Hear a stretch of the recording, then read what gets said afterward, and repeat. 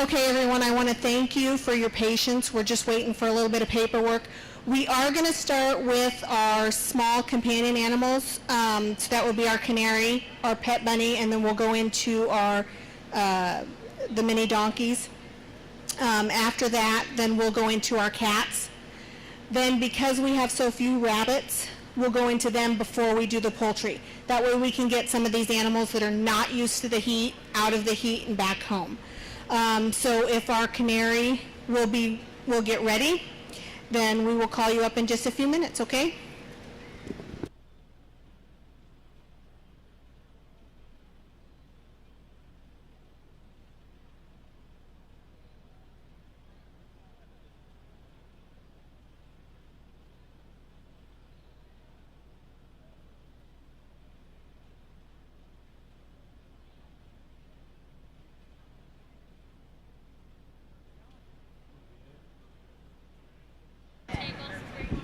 So, yeah, we'll have you here.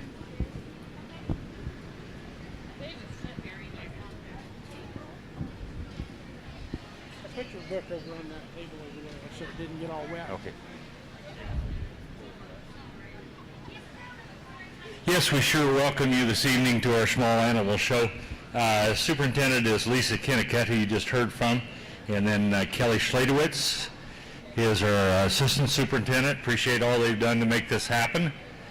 The cafe is open, and they said they're going to stay open until after the show's over. So if you haven't had something to eat, need something cool, they're going to stay open a little longer than normal. Appreciate that. Our judges today are David and Amanda Lott, and they are from North Platte, Nebraska. And David, he is our kind of horticulture specialist for this whole area, but must know something about small animals because he's judging them tonight, so something besides horticulture.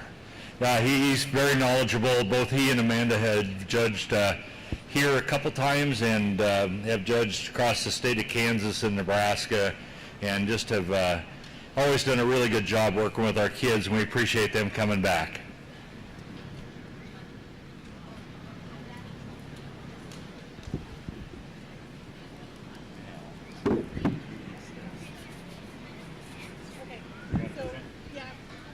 Kelly and I will just go sit over here on this table.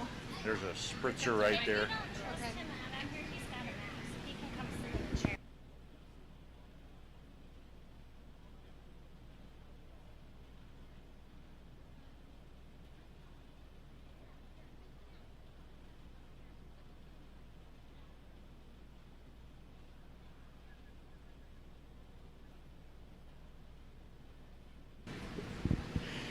And our show tonight is being live streamed on KRVN.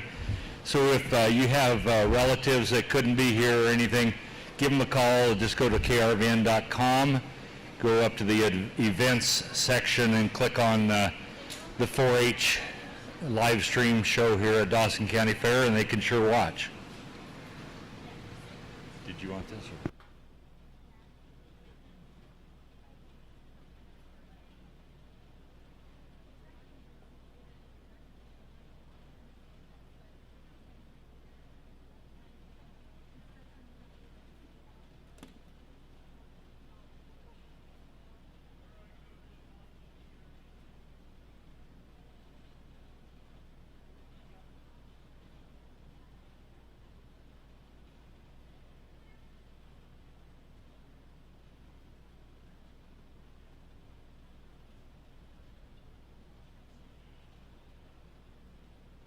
Find it. Oh, there it is. It's on.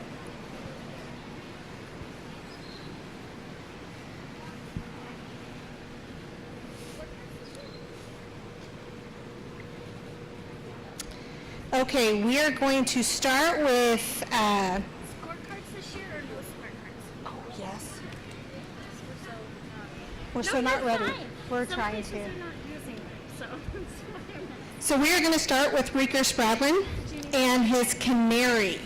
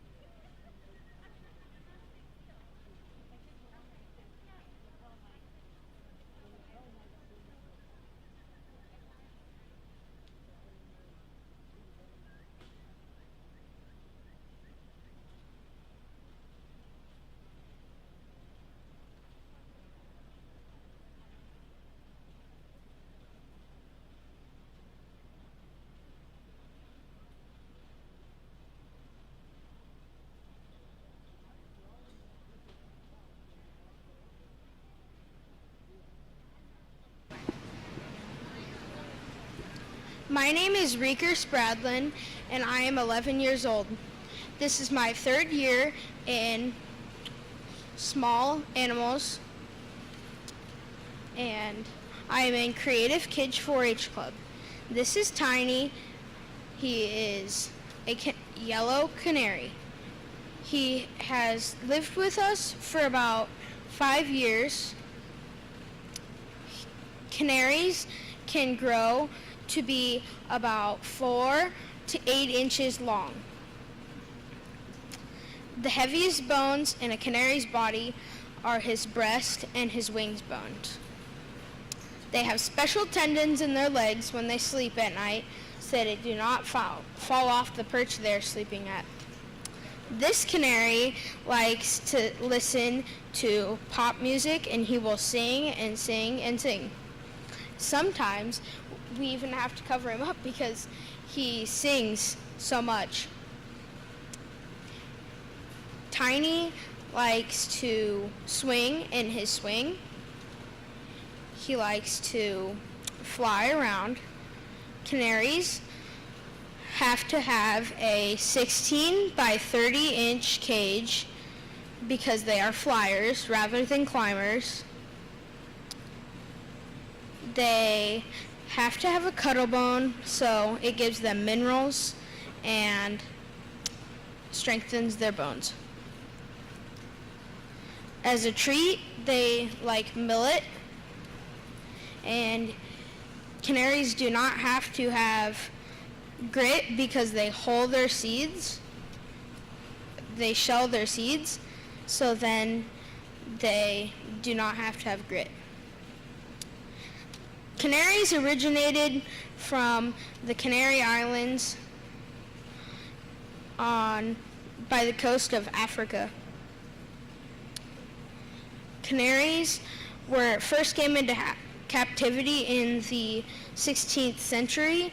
They were used in mines and wells when the canary would die because of the gases they knew to get out of the wells and mines. And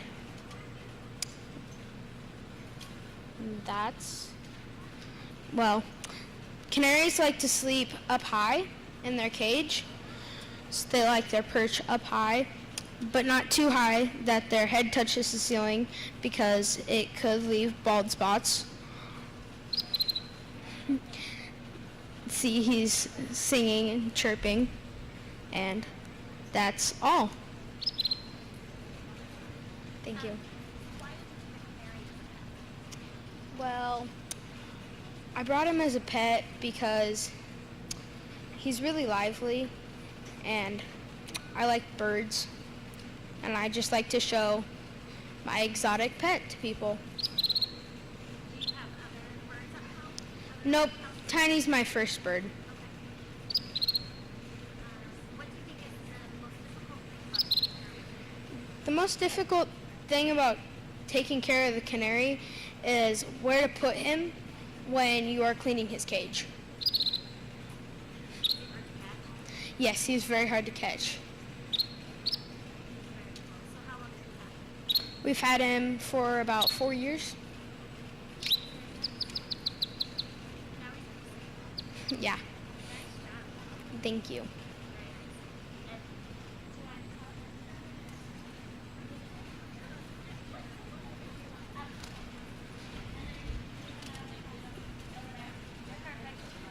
All right, does that make sense?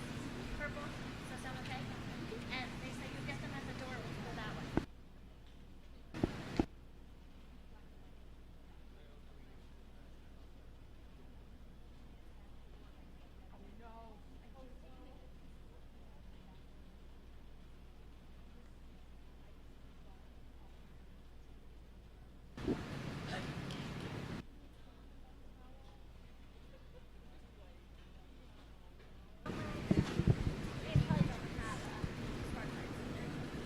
Probably not.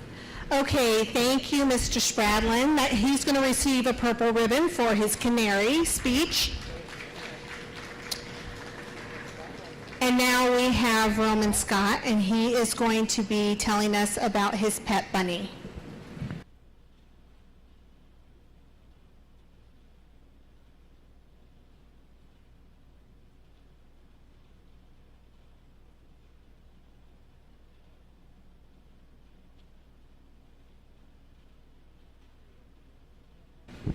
My name is Roman Scott, and this is my bunny races.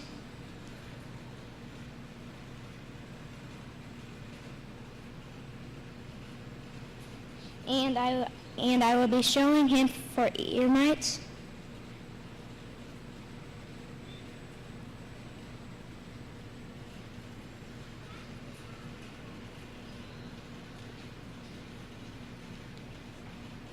And I will check his legs.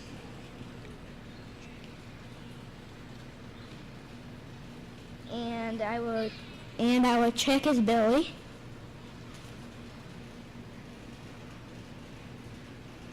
His nose and teeth.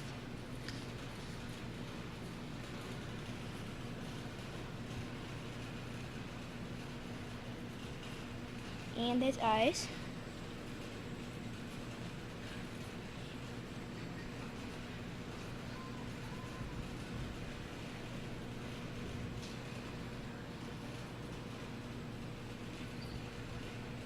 And he likes to eat Timothy hay, kale, pellets, and apples.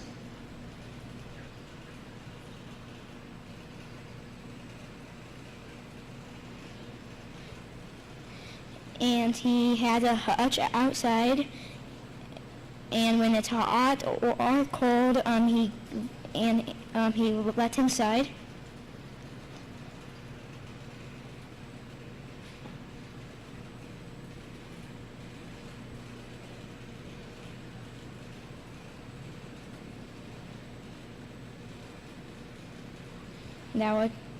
That would check that his legs go about straight.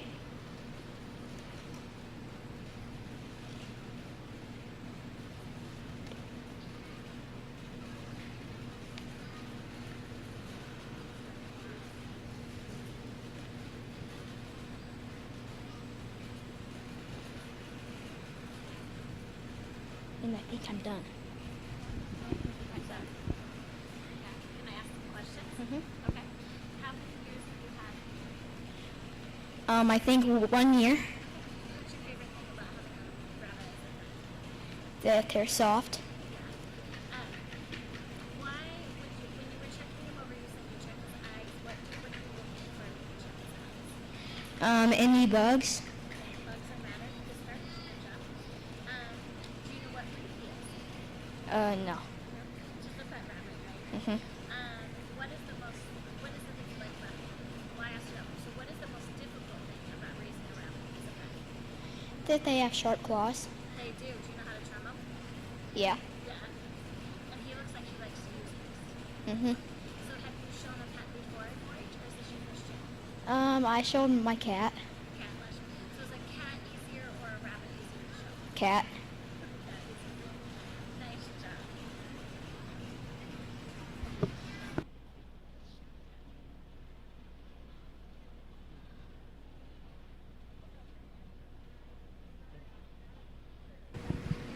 All right, thank you, Roman. He's going to receive a purple for his speech on his bunny today.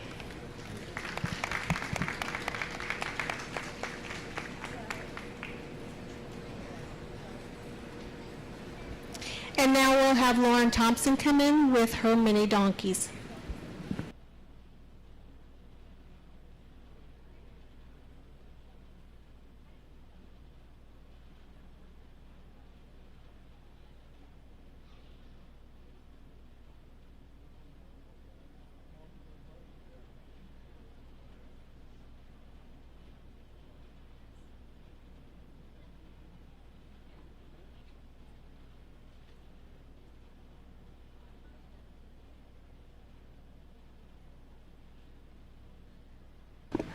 Start whenever? Okay. Oh, okay. Hello, my name is Lauren Thompson. My exhibitor number is 216, and these are my miniature donkeys, George and Rudy. George is 5 years old, and Rudy is 3.5. Now, there are many different types of miniature donkeys, such as the Sardinian donkey, Irish donkey, Grand Dubarry, and the Bavarian donkey. What we have here is a Bavarian donkey and an Irish donkey. You can tell because George has a gray coat with a dark brown cross. And Rudy has a dark brown coat with an even darker cross. Before miniature donkeys became big in America, there was actually only 2 types of miniature donkeys. And they were from Sicily and from Sardinia. And they were both a part of the Mediterranean islands. So when they came to America, they only classified them as miniature Mediterranean donkeys. And then we got the different breeds and classifications from there.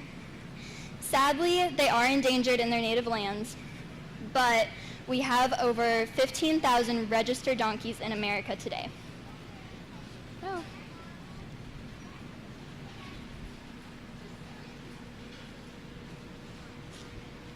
Okay. Since they originated from such hot regions, they have longer ears, such as George here, to keep them cool, and they can hear for up to 60 miles. Another interesting fact is that they utilize 95% of what they eat, and they can eat almost any vegetation. They are also very strong. In fact, they can be stronger than a horse of their same size.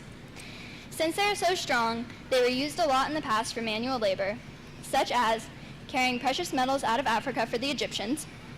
They were used on the Silk Road, and in Greece, they were used in vineyards. Now, miniature donkeys are mostly used for labor, and in third world countries, they are used to carry water, produce, and wood fuel for people. But even though they are mostly used for labor, they are also great guard animals for cattle, sheep, and goats. They are especially aggressive towards canines, so they will make sure they stay away from your animals. But they cannot be left alone. They are much better in herds. They have a very distinctive noise if they are left alone. Also, like chimps, they groom each other and they take care of each other in that way. They are very stubborn because they have a very high sense of self-preservation. But all in all, they are very sweet, loving animals towards people. They also remember things for up to 25 years, which I can't even remember what I had for breakfast, so it's pretty impressive. And they live for up to 50 years, which is a lot longer than most animals. I think that miniature donkeys are very cool and interesting, and there's a lot more to them than what most people think. Are there any questions? So, what do you do with these? You said that they are work animals, and you said are more pets. Yes, they are more pets at our house. They kind of just hang out with our horses, and yes. What kind of care do you have to do to them? There's not a lot of care that goes into them. We pretty much just brush them down, clip their hooves, clean their hooves, feed them, water them. What made you interested in having miniature donkeys? Well, actually, my dad got me interested in miniature donkeys. He showed me a picture one day, and I instantly fell in love. And we found a guy who sold them, and we went there, and I was head over heels for miniature donkeys. So, do you have just these 2, or do you have more? Yes, these are the only 2 we own. Did a nice job. They're cool. Not stubborn as They're, the one that I've ever been around with. This would not be right. oh no, the first year I did this, we left one of them in the pen, and they were just braying the entire time. The noise there. Oh yes. Very cool. Very nice. Have a purple?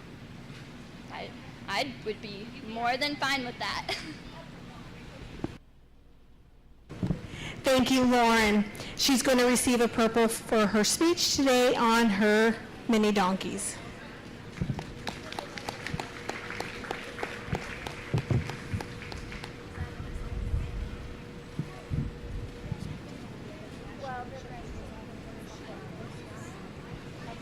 Do you want the cat showmanship papers? What?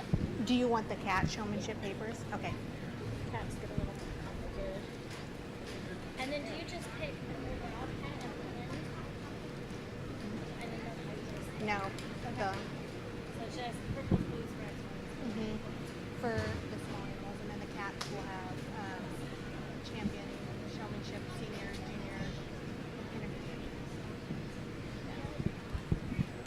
Okay, we are going to go ahead and to move on to our cat show.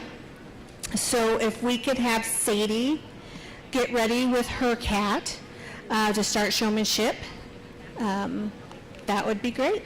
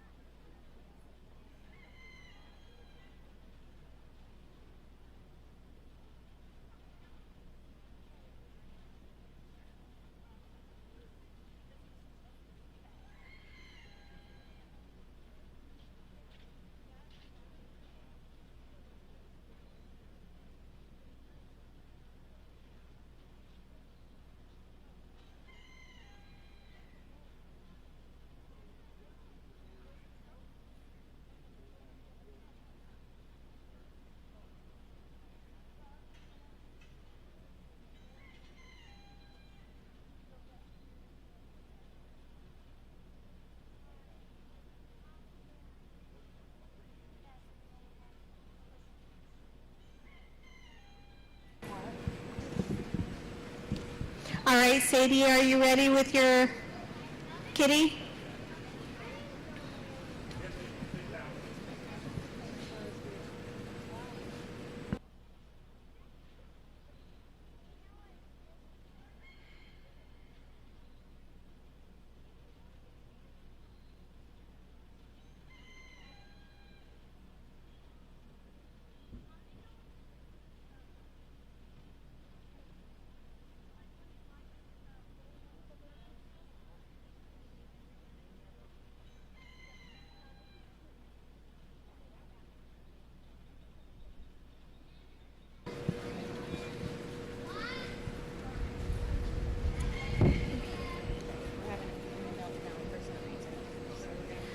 Okay, if we could have Taylor Kramer come up with her kitty. We've got a little upset kitty, so we're going to give Sadie a minute to get her kitty together, and then we'll come back to her. So if Taylor could come up and bring her kitty, we'll go there.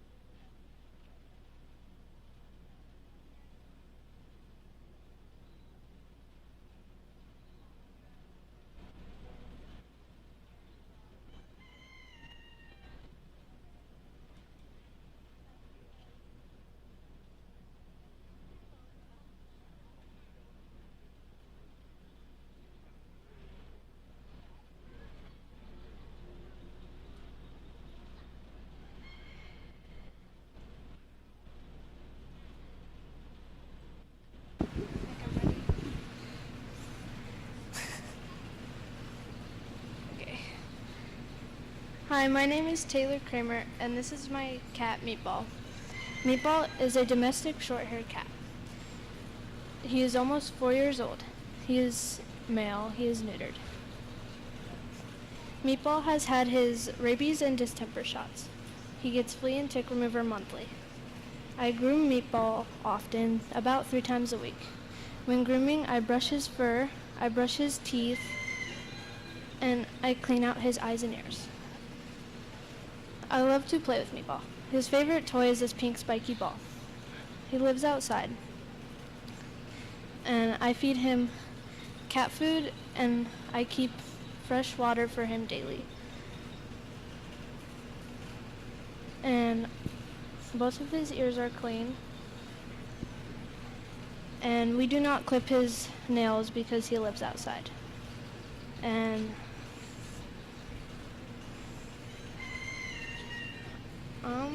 I think that concludes my presentation. Thank you.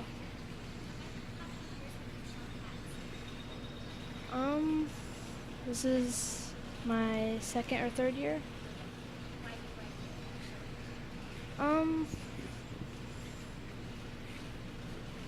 I think it's just really fun and a good way to show him.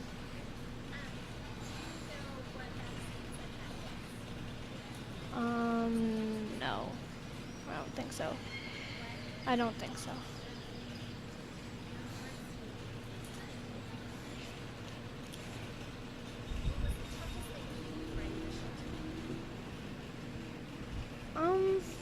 There wasn't really much difficulties in getting him ready, but probably putting him in his kennel.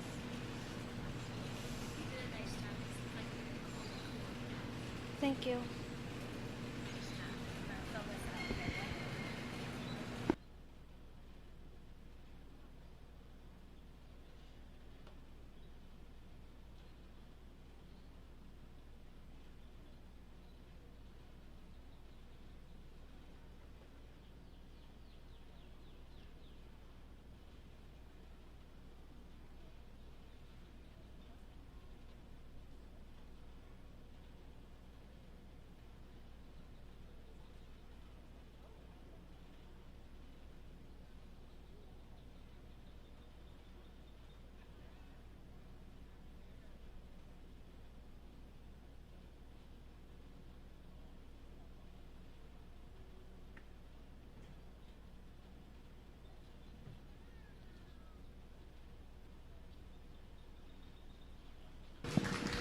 All right, thank you, Taylor. Sophie, if you could get your kitty ready, we'll have you come up in just a moment, okay?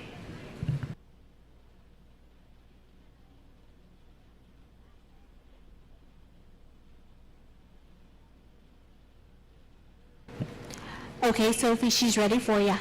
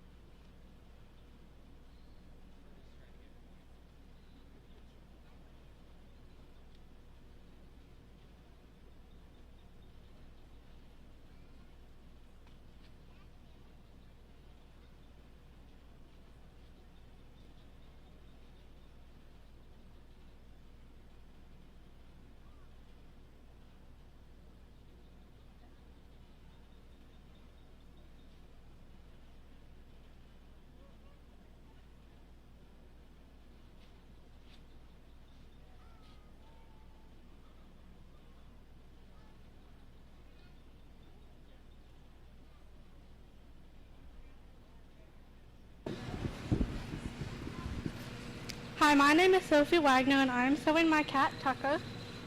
This is our first time at the fair. Tucker is an American Shorthair and he is 2 years old. He is 9.3 pounds and is an indoor-outdoor cat. He is neutered and was a stray. We got him when he was just a tiny little kitten and he could fit in my hand. He is vaccinated for SVRCP/chlamydia, leukemia, which is a booster, deworming, and rabies. He gets deworming every year and rabies every 2 years. And I clean his ears and eyes when it's needed, and I clip his nails for the fair.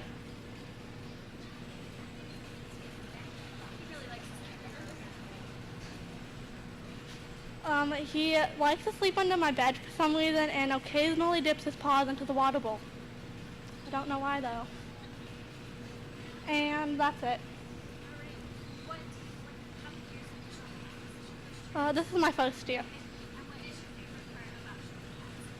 I don't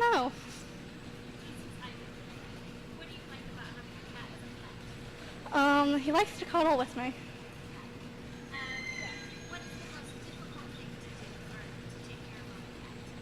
Having to clean the litter box. That's annoying.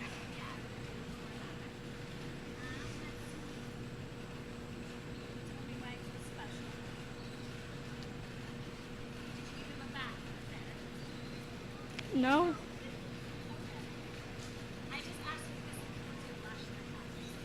My cats would hate that. Yeah.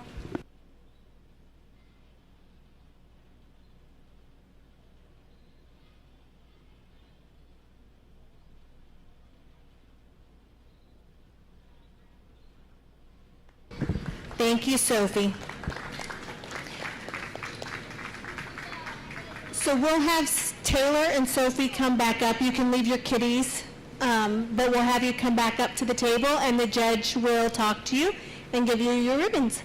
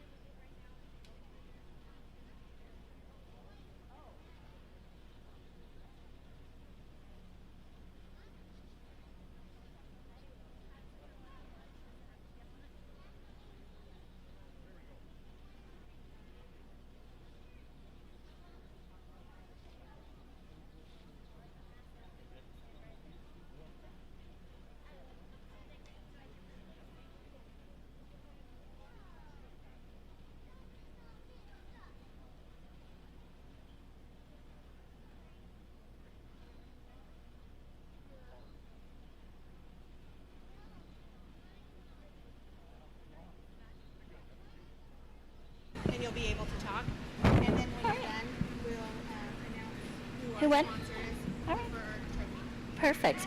All right, I want to say first, thank you for letting David and I come judge tonight. We love to do this. We started, both of us grew up in Kansas 4-H and then have become Nebraska transplants for like the last 10 years. Both of us have extensive backgrounds in pets, rabbits, poultry, dog, that kind of thing. So we just really enjoy talking with the kids. And I first have to commend them for getting in front of people and talking. It's a big crowd to put in a microphone in front of. And just a little bit about what I'm looking for when I listen to them talk. I'm looking for somebody who can tell me about their pet. Especially the cats is what we're working on right now. And so they're going to tell me about their cat. They're going to tell me things that they need to know. The different ways they care for their cat, those kinds of things. And then of course I ask questions. Also, like I asked Sophie, I said, did you give him a bath today? And she's like, no, my cat would hate that. Well, some people do, to get them clean to come to the fair. So it's just different things like that, and just how much they really enjoy the project. And so that's kind of the cool thing about the pet project and the cat project, is it can be, doesn't have to be a fancy animal of any sort, it's just something that you love at home. And so these girls both did a very nice job. It's kind of scary to get up here, isn't it? Yeah, so they did a very nice job. Both of them are going to receive purples. And I can tell you, it seems like I'm giving several purples out tonight, but when you have good quality and kids that know what they're talking about and they take care of their animals, they deserve that purple. And so I get to give out a champion. Do I get to say who it is? Oh, cool. I get to say who the champion is. The champion tonight will be Sophie. All right, our intermediate trophy sponsor is Cozad Veterinary Clinics, and we do have a representative for Cozad here today. It's Oliver Holbein.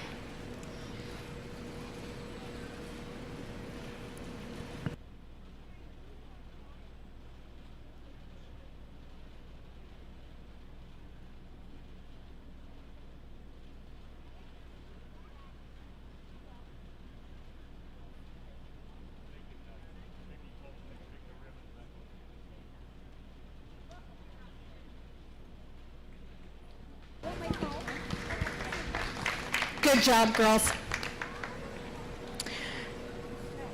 All right. Now we need, do I have this right? Yeah, Reeker, right? So now if we can have Reeker bring his cat up, and we will start with our junior showman.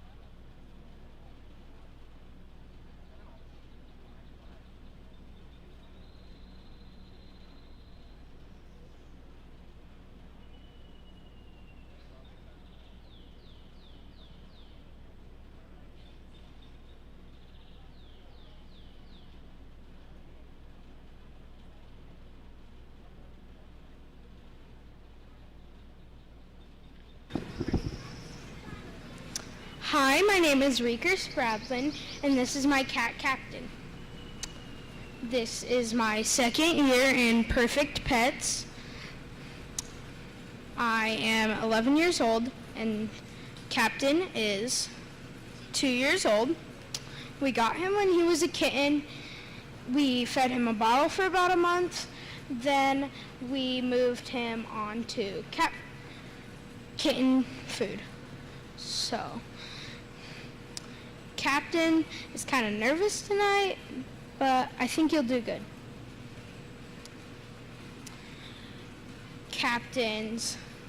Captain has 1, 2, 3, 4 claws on his front paw and a dew claw, and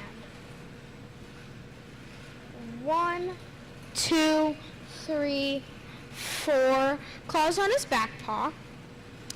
His ears are free of mites, his nose is free of discharge, and we brushed his teeth this morning. His fur is free of ticks and mites, or ticks and fleas. Captain is a domestic short hair. His ancestors came over on the Mayflower to hunt mice. Captain is a long body, lean cat. He weighs about 9.8 pounds. We use water for him to drink while he's at fair. We use shampoo to prepare, and we use dishes to put food and water in. We use cotton balls to wipe his eyes, ears, and nose. And these are Captain's favorite treats. We brush him down with this, and we use this, a litter scoop, to clean his litter.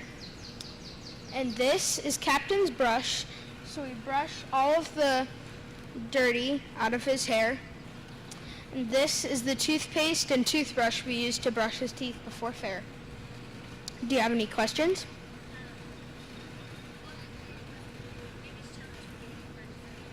The biggest challenge for getting him ready for fair was probably catching him and getting him a harness that fit.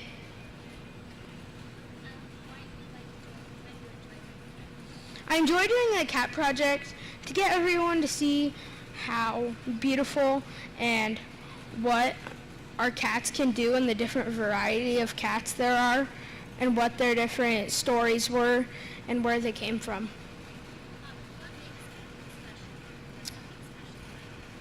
Captain is, his distinct fur pattern is a weird fur pattern called the Kittler because it looks like it was Hitler.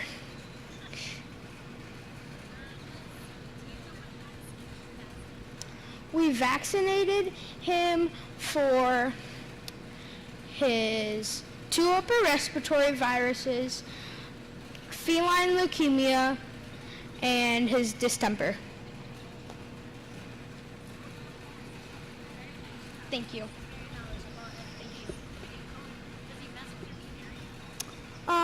The other cat we will be showing today does. Mm-hmm.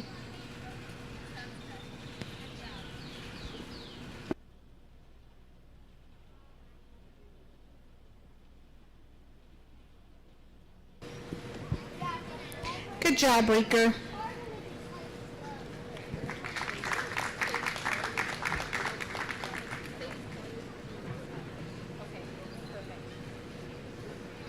Okay.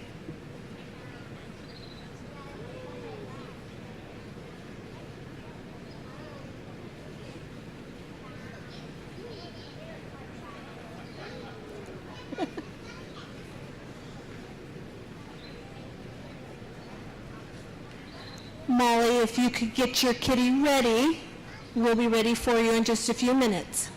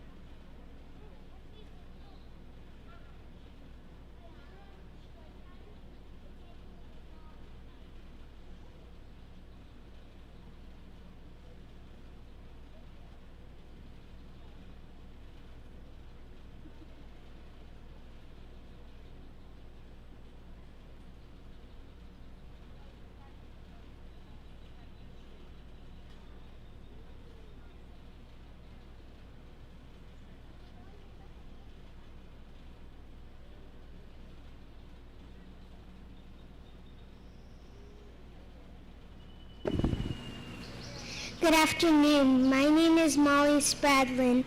I'm 8 years old and I'm a member of Creative Kids 4-H Club. This is my first year in Per Perfect Pets. This is my cat Tux. He is 7 years old.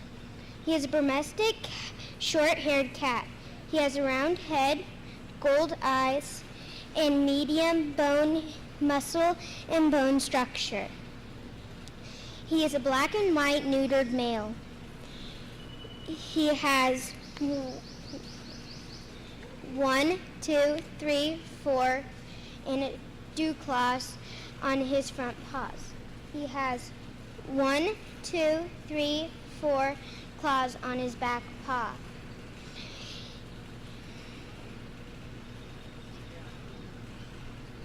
He eats 1 cup of Science Diet cat food. He sleeps in the garage with access out. He shares his cat bowl with his favorite friend Tux. Captain.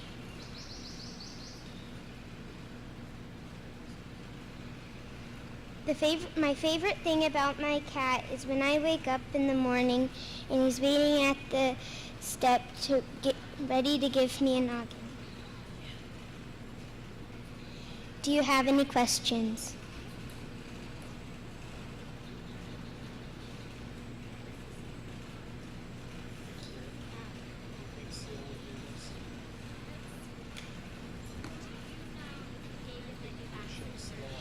Yes, he is current on all of his vaccinations. So they don't get like the disease or yeah. What's your favorite thing about it? When we feed our bucket calves milk, and whenever we go out there and we turn the light on, we see this black and white tail flicking out there, and then we're like, Tux, and then when he pokes his head out, his face is covered with milk replacer. Yeah. Do you think you'll show cats again? Yes. The cat is cute. Yeah.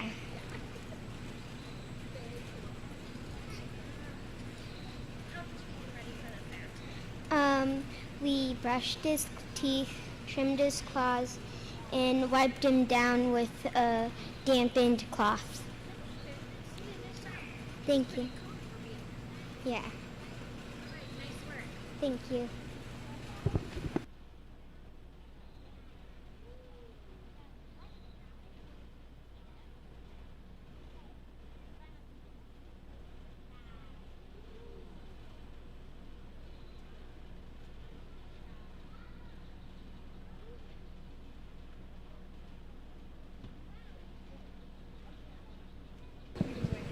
Thank you, Molly.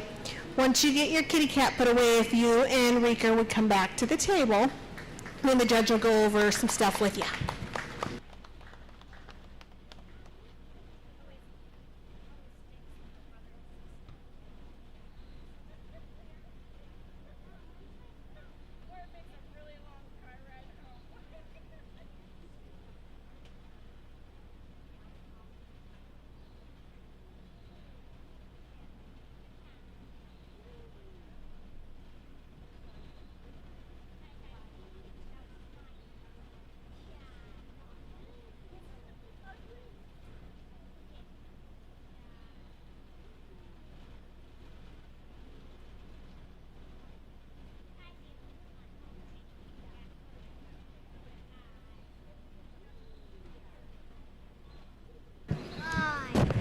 All right.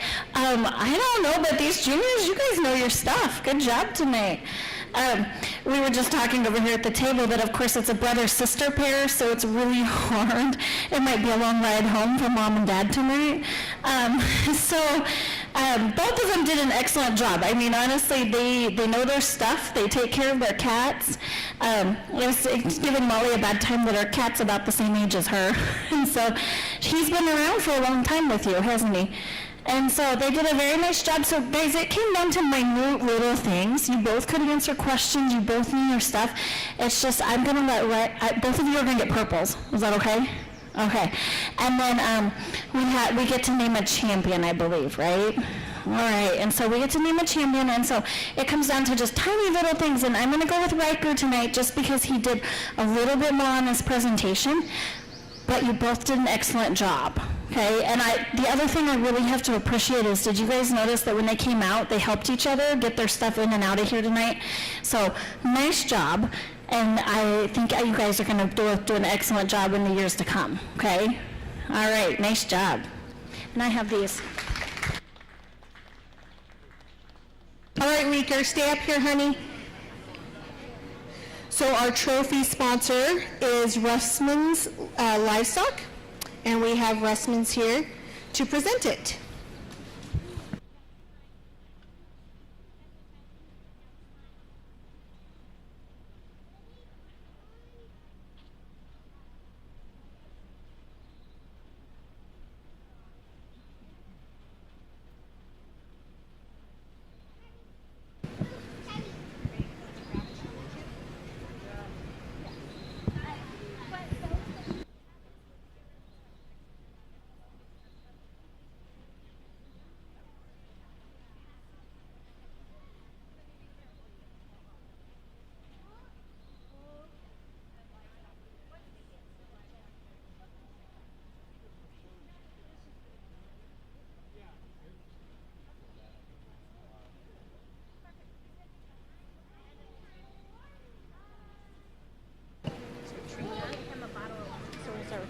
Yeah. Okay, so we are going to go ahead and start with our Bunnies showmanship. And we only have one intermediate, and that's Trina. And so she's going to go ahead and go first because our juniors haven't done this before. So come on up, Trina, and teach these little kids how to do it.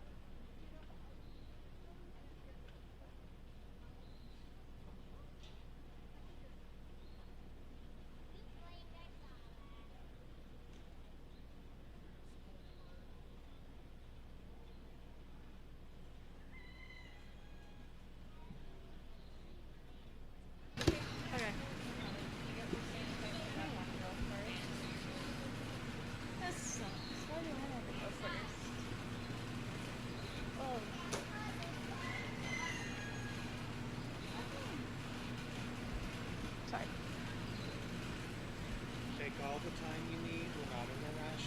Alrighty. Maybe. All good. My bunny will sit.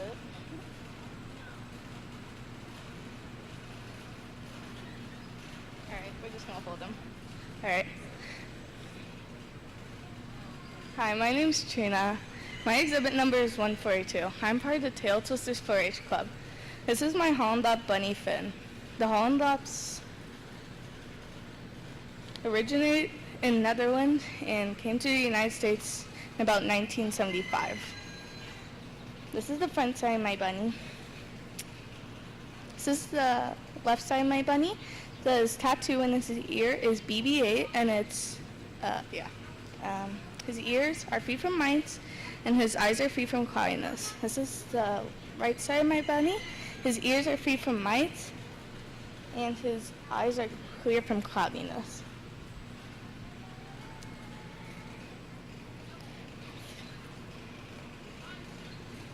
Finn's hair is a rollback because it goes back into its natural position. Okay. Finn's nose is free from sniffles, and all of his teeth are there, so none are missing. His legs are straight, and he has 4 nails and 1 dew claw. 2, 3, and a dew claw. His stomach is free from bumps and abscesses. His back legs are straight, not broken, and there's 4 nails on each leg. Finn is a boy, and his tail is straight. Any questions?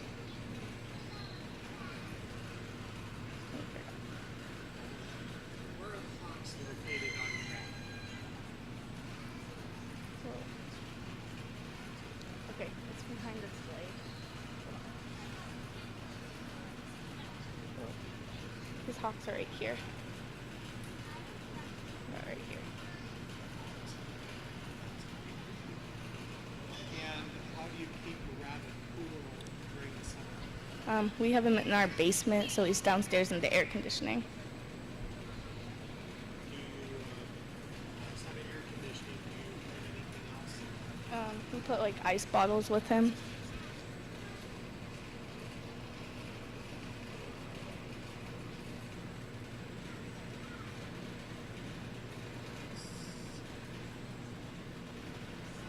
How old is your bunny? He's a year. A year. So be a senior. Be a senior. Do you raise any other rabbits? Yeah, I have one other Holland lot. Very good.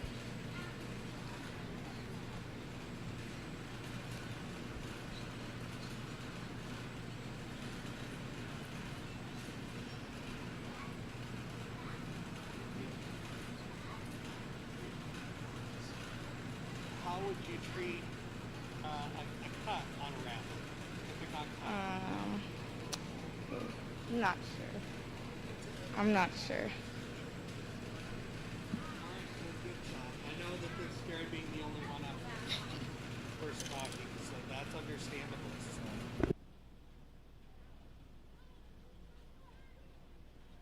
So. Good job, Trina. Don't go too far, honey.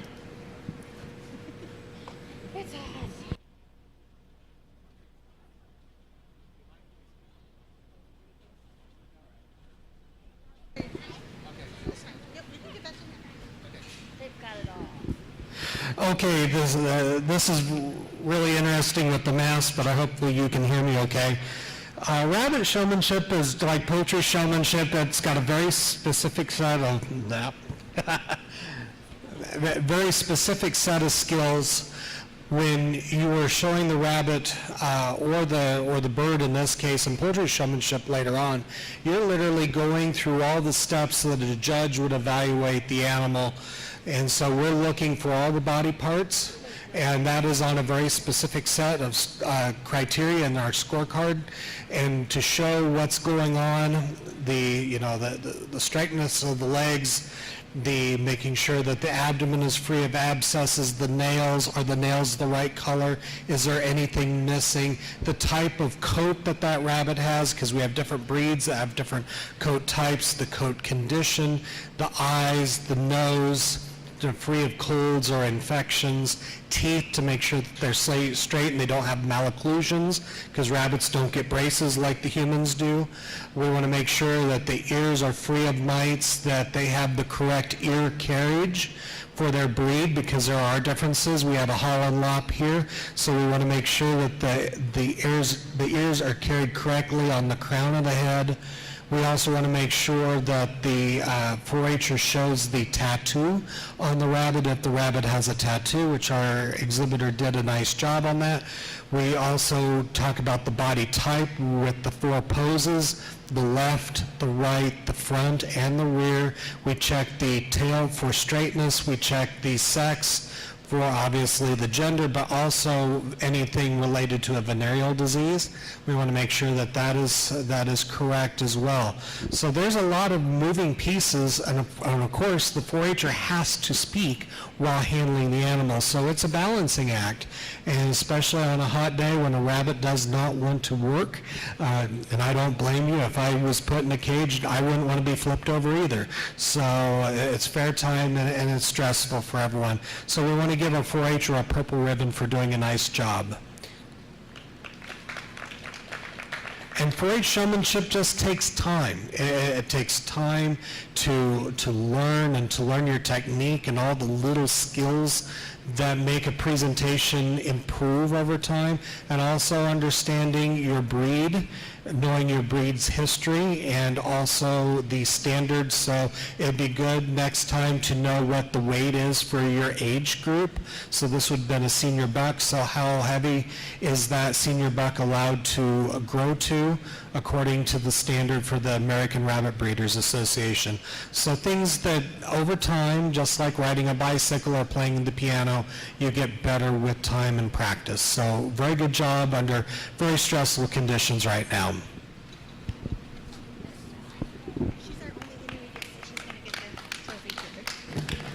Okay, Trina, honey, come on up because you get your showmanship trophy. Thank you. And that is donated by Herb Teeter. And Herb used to come all the time to the 4-H shows. And even now, he still loves to donate the trophy for rabbit showmanship.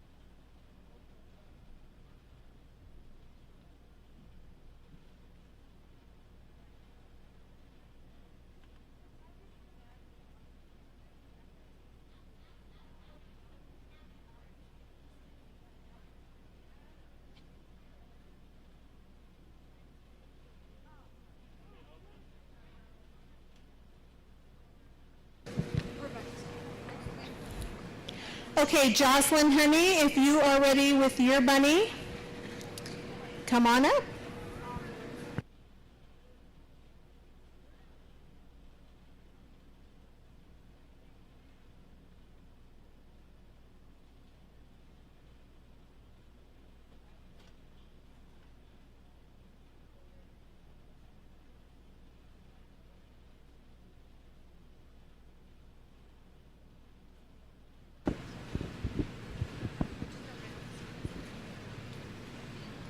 Hello, my name is Jocelyn Badishaw.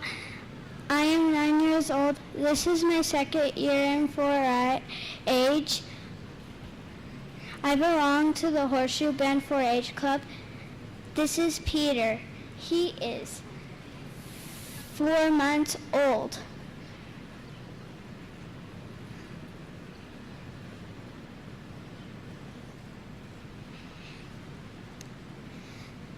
He was made by a polished rabbit and a wild rabbit. This is the front view, the left view, the right view, and the rear. The color of the eyes are brown, and there are no sign of wall eyes.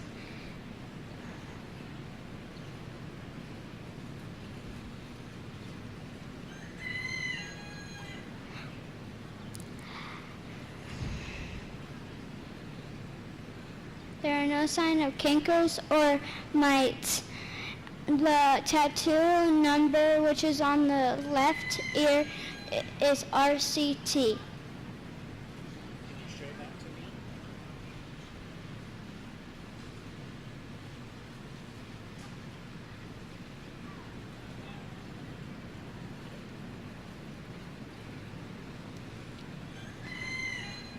Here it is. This is the shoulder, the loin, and the rear.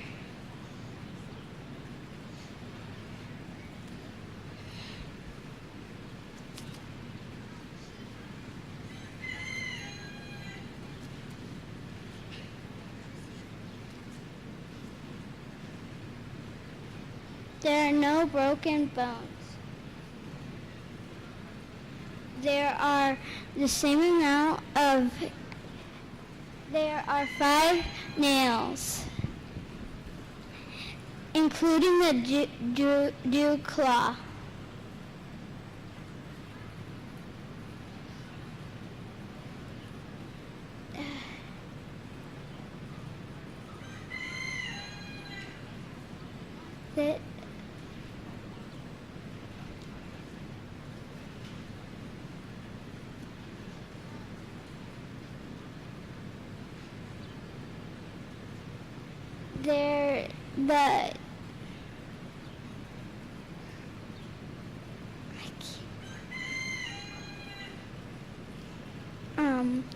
That there the buck part is not clunks.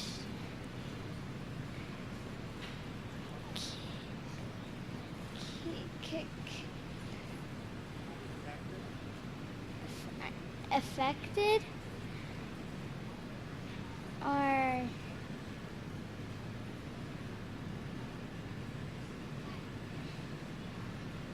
this completes my demonstration. Do you have any questions? Can you show us the rabbit's tail? It is not twisted, which I forgot what that's called. There you go.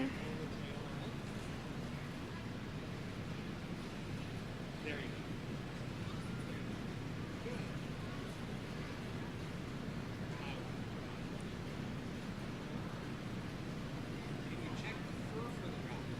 Oh yeah. Why do you blow into the rabbit's nose?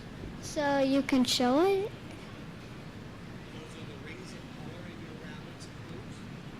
Can you roll the hand on the back? Okay. And why do you do that? So you can show rollback fur. Roll back. And the texture of the coat. Is Do you know what color that is? What that color would be called? forgot. Sometimes that's called a chestnut color.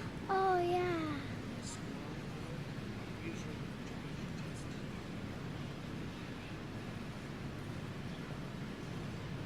You know where the hawks are around? That's right, the backpacks.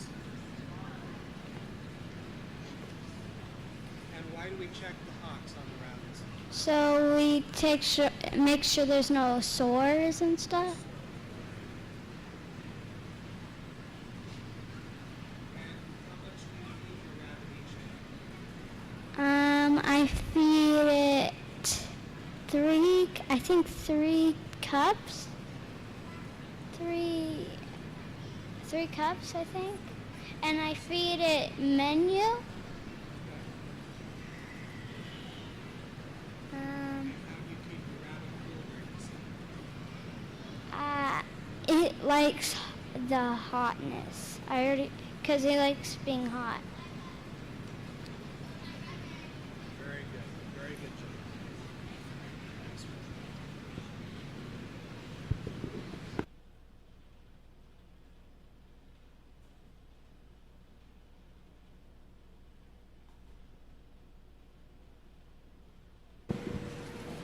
Good job, Jocelyn. So now we have, okay, Maggie, if you can get your bunny ready, the judge will be ready for you in just a couple minutes, okay?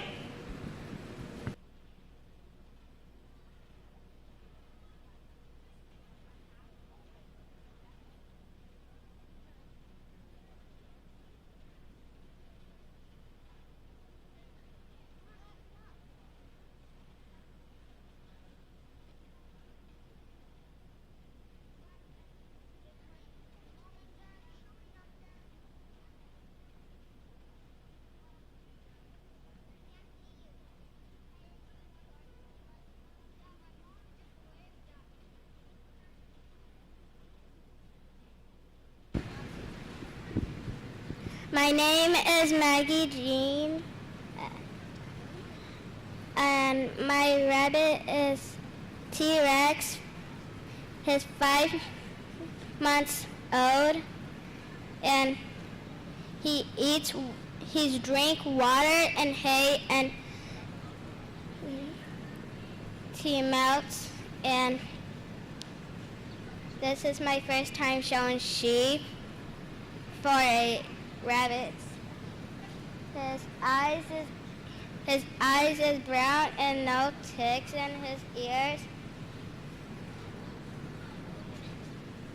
What's that? It's okay.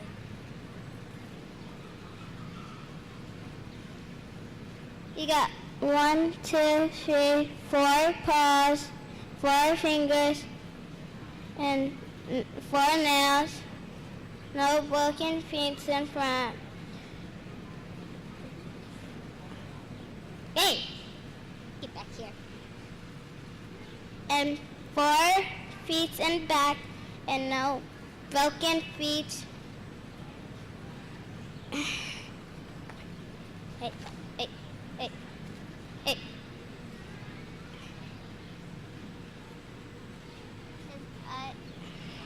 His eyes is brown and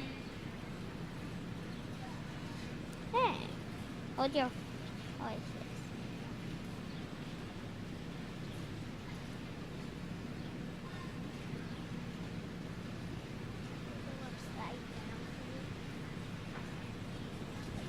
Hey, it's okay. Hey. And he don't have any broken teeth. And he's a boy. And any questions? Can you check the ears for plumbing on your rabbit? What do you check your ears for? For no ticks, termites. Does your rabbit have a tattoo? No.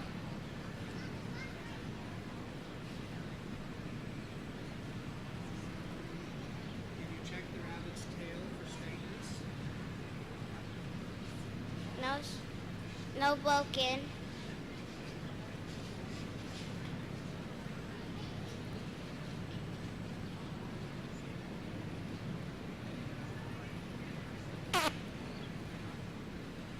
you check the rabbit's tummy? What do we check rabbit's tummy for? An abdomen. For any brokens. And if it's smooth, is it okay? Yeah.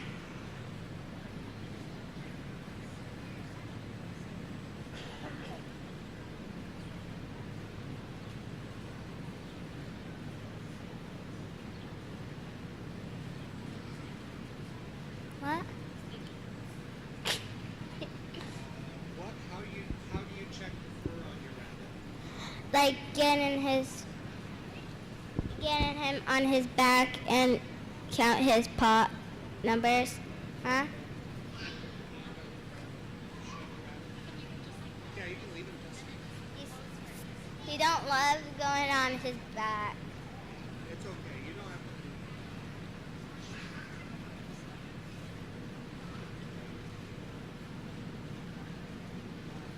that. Can you show me the front view of your rabbit? Okay. And the rear view?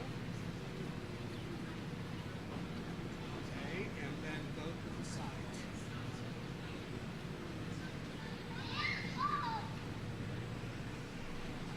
Okay. Do you know where the hocks are on the rabbit?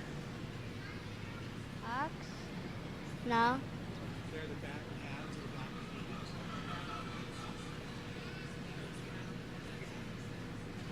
And I'm sure he doesn't want it to be flipped over. It's okay.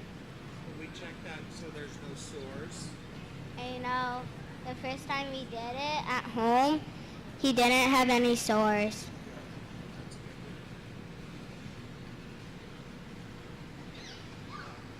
Well, you did a good job, even though it's really hot and your rabbit didn't want to be flipped over. So keep up the good work.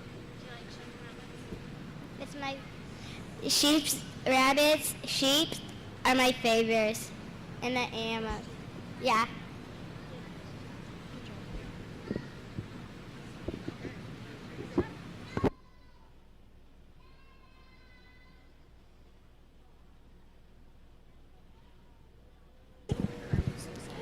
Good job, Maggie.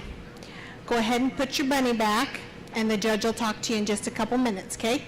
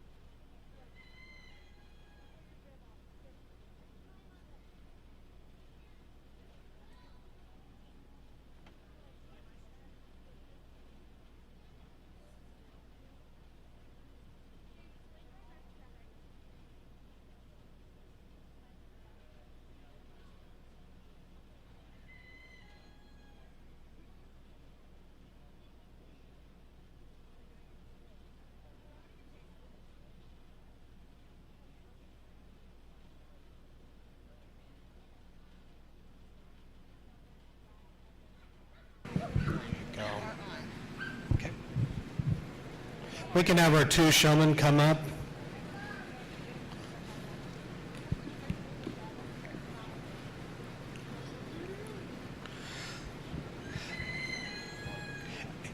It takes a lot of courage to get out in front of everyone, to show everyone rabbit showmanship, especially in a situation like this where you have someone with a microphone in front of you and you're trying to explain. But it's a great way to show people what you know about your rabbit, the different parts of the rabbit, whether the rabbit is healthy, also learning about your breed and the breed standard, because there are different criteria about your breed that's important to know, whether it's the same, if it's the right weight, whether it has the right colored nails or eyes or coat pattern. And so it takes a lot of practice, and so I commend you for coming out and presenting today, even when it is hot and even when sometimes the rabbits don't want to cooperate. And so I've written some comments and things for you to look at. And I understand when you're trying to flip your rabbit over, one thing that I learned with my rabbits, as I showed, and you learn from the School of Hard Knocks, is you take your hand like this around the crown or the base of those ears and put your other hand on the hindquarters and roll that rabbit over on the back and put the back feet up against your stomach. And I've been kicked in the past, whether I was showing my own or if I was helping at a show, but that helps keep the rabbit calm and that they know that they're not going to be flipped over. So you've got it held secure. So that's a little trick that you learn just with time, and that's okay. So I want to give you both gals did good jobs. There are things for you to learn, so both of you have room to grow, but that just happens with 4-H, and so we learn and get better each and every year. So our champion this year is Jocelyn, but I want to commend both of you for doing a great job. All right, good job, girls. You're both going to get blue ribbons. Jocelyn, you are going to get a trophy. Do we happen to have anyone from All Points here today to do the trophy? No. Okay.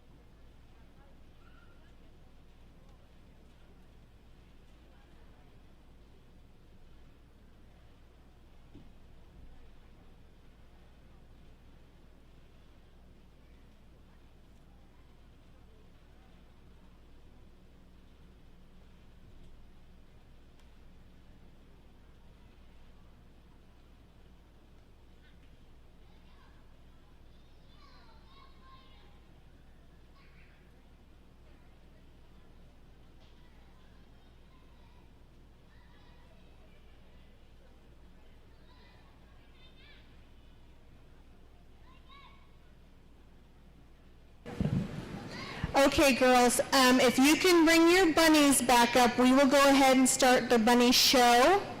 And so the judge will judge your bunnies now, okay?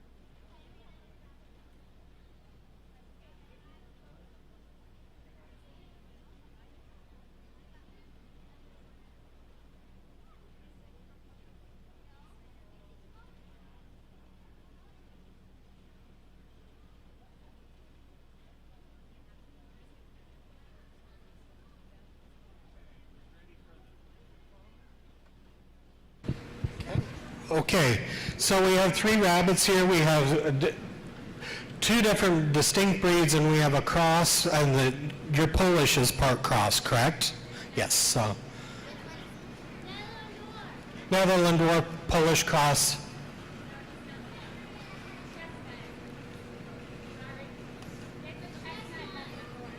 Chestnut Netherlendorf, okay.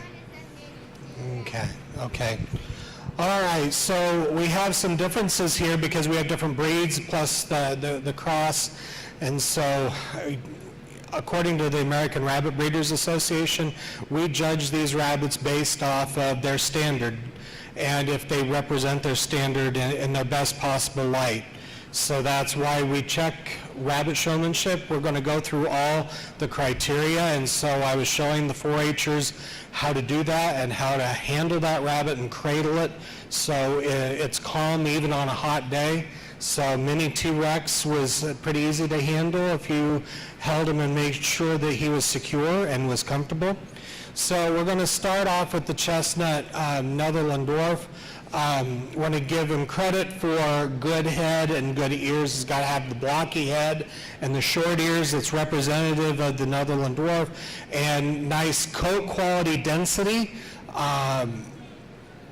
and color for the chestnut. I blew into that coat pattern because it's an agouti breed. It's an agouti variety, so you will see the defined rings of color in the coat. So that is very nice. So that helps out a lot. You know, the one thing with the Netherlendorfs is they do get a little heavy, and so always want to make sure that we weigh them. We're not weighing rabbits today, but if you were to go to a larger sanctioned show, they will weigh the rabbits to make sure that it makes weight, just like in livestock, that they have weight parameters that they have to be judged on. So, you know, the rabbit's done a nice job posing itself, and that's how they pose naturally. They have to be alert. They are standing there. He's showing off good body conformation. Has a nice, well-rounded hindquarters, which is important on the Netherlendorf, and good width at the loin. And so, really type-wise, he's well representative of his chestnut type, so let's give him a purple ribbon. Okay, so we are going to look at T-Rex in a little bit different light because T-Rex is a cross. I can see that there's either some satin or some New Zealand blood in him. He's got some white ticking on his coat, in his black body. He also has a couple white socks here, or a white foot here. So otherwise, we're going to judge him as a healthy animal that is in good condition. His coat has a nice gleam to it. It has the sheen, so that tells us that this rabbit is eating a good plane of nutrition and that there's a good shine to the coat, good quality, healthy. And so when we give that kind of criteria, it's different than what we're going to judge the Netherlendorf on, and so we're going to give it a purple ribbon because it is a healthy pet rabbit, because you can't compare these two, one of the standard and one that is not. So, and then we have our young Netherlendorf bunny, 3 months old, I'm sorry, the heat's getting to me, Holland Lop. These are youngsters. And if you look at the Holland Lop, the ears need to be touching the table, and they are. And so he has a nice ear carriage. He's a broken, so we're looking at the percentage of color on his broken. He's got a butterfly on the back. That's what that pattern is called, is a butterfly.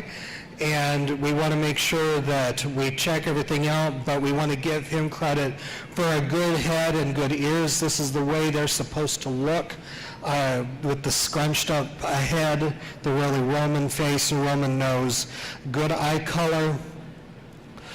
He is a younger animal compared to our youngsters, but he's developing into a nice rabbit too. So we're going to give him a purple ribbon as well. It would be a nice breeding buck for a doe we would like to maybe, if we're going to look for a breeding rabbit, we want to make sure that we select a doe that has a nice set of good square shoulders on her. So that's the give and take if we were to breed and have a litter. On our Chestnut Netherlendorf, we want to make sure that we get a very dainty doe, so they will throw bunnies kits that will be within weight range. So that makes them more ideal. So both do an excellent job. They're nice rabbits. They're all very healthy, which is really encouraging to see that the kids are being good caretakers of their animals. And so we have a grand and reserve, or just a grand champion? Grand and reserve. So what we're going to do, we're going to give the grand champion to the Netherlendorf and the reserve to the Hollandlop.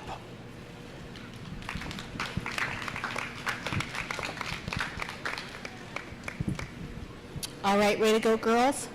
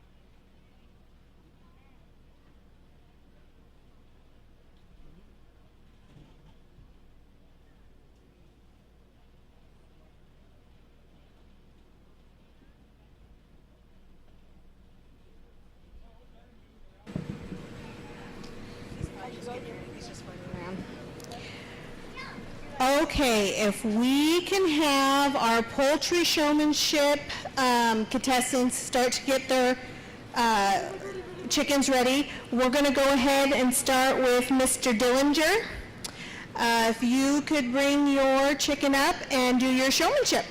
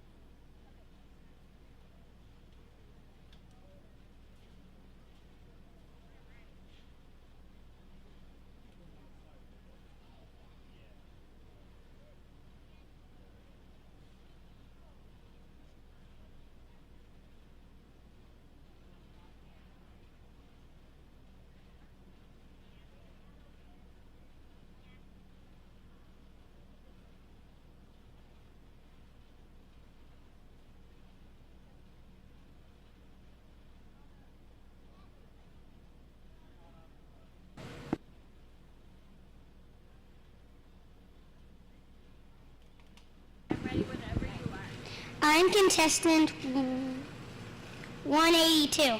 This is my white crested black Polish. They come from the Netherlands.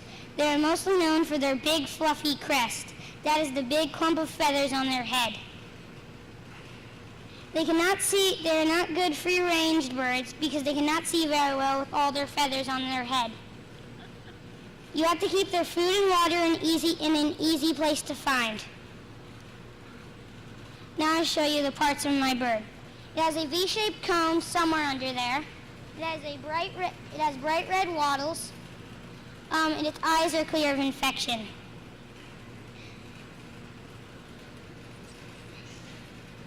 Its keel bone is present. Its body is black, and the undercoat is black too.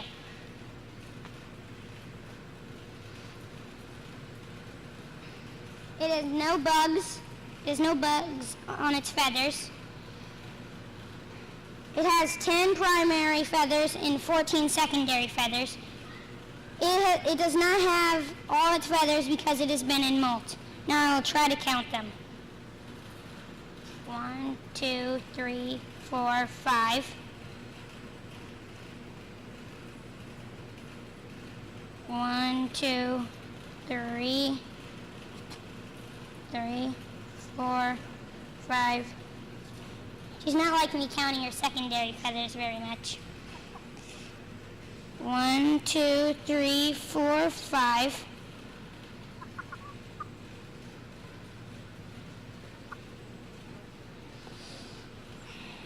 Well, it doesn't like it very much.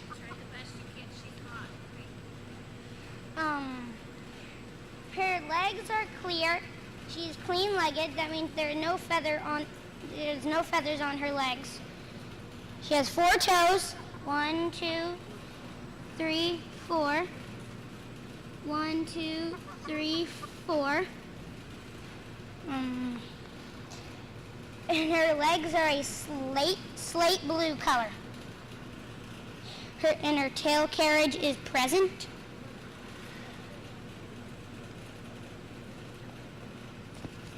And now I'll show you the positions of my bird.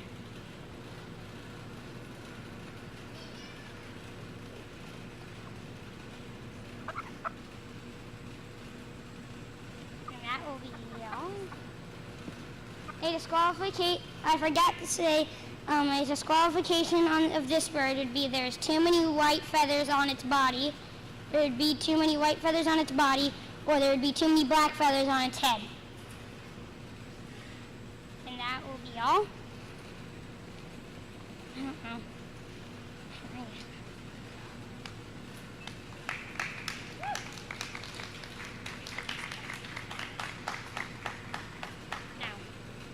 Do you raise any other Polish varieties? Some. We don't have very many Polish. We don't have very many. We have 3 of these guys. We have 2 girls and 1 boy of these. And then we have some more at my house. Is she laying eggs? Yes. What color of egg does she lay? White? White egg.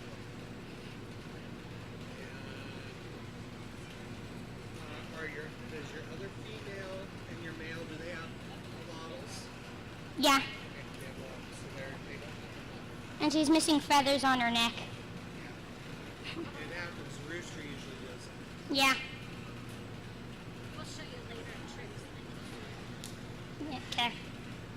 So they can find their food. So we have Does she roost inside her house or does she roost outside? Sometimes inside and sometimes outside.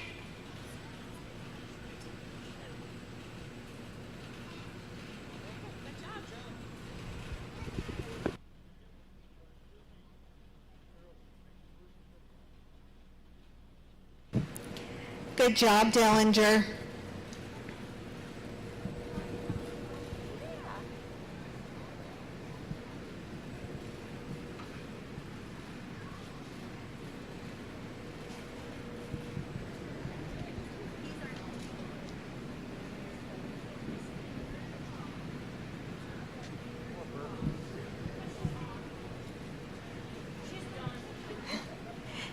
Dillinger Hen, come back up to the table.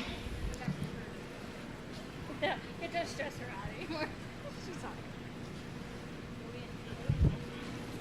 it. He's like, To that table, Sue. You have to come out here again. How's that sound?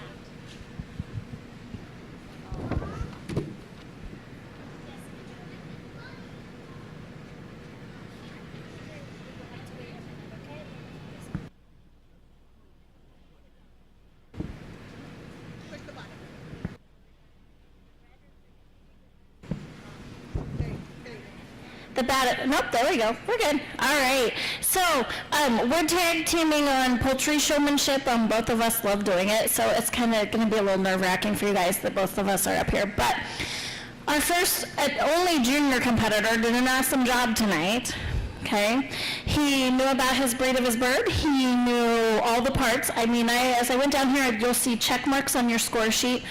Because I check as you show certain things. So you did a really nice job. The only thing that I'm going to tell you that you can change is when you pose your bird, you don't necessarily have to show us all the sides.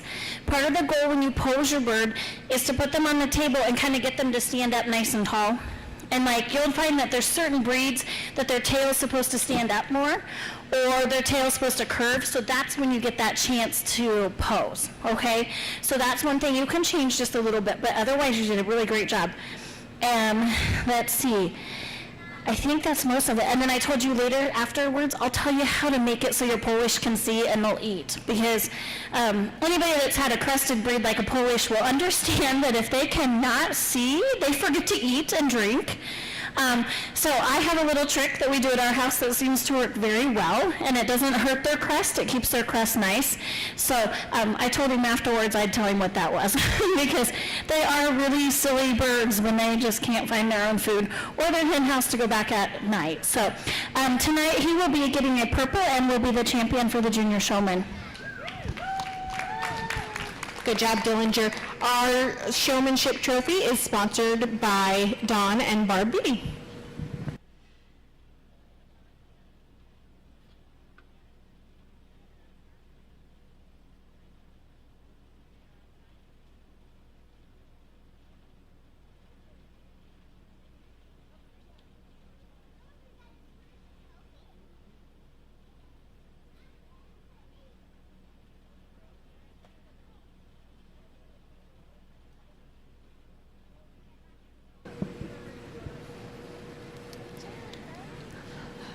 Okay, Rylan, are you going next, Hen? Okay, come on up.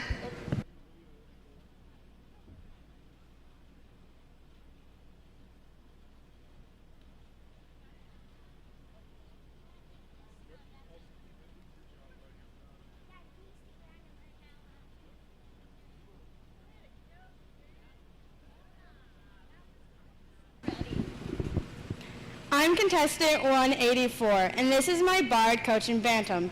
Cochins are feather-legged chickens brought from China to Europe in the 1840s. Barred Cochins have a distinct, sharply defined parallel bar pattern in black and white. Now I'll show you the parts of my bird. His head. He has a single comb of medium size set firmly on his head. His beak is short and stout and curved to a point.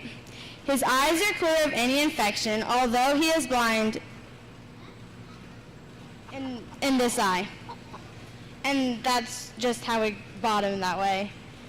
His wattles are long, rather long, and have a nice curve, and a bright red color.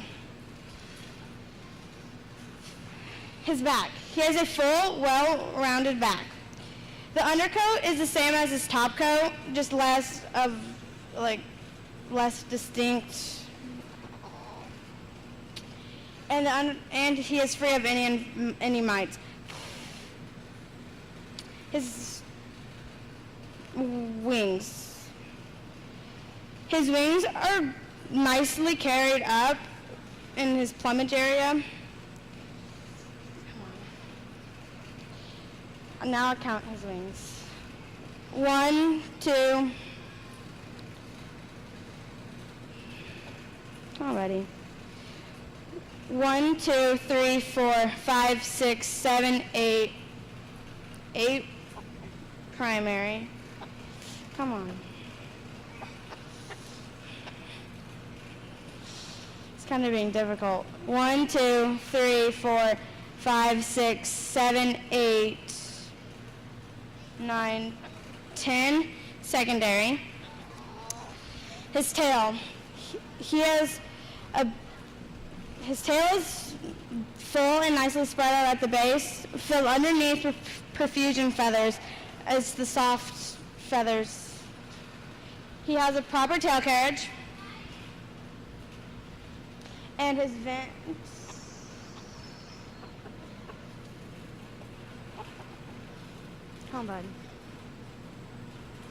is present. His breast.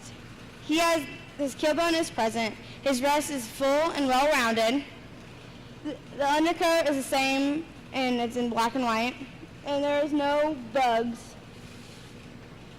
His legs.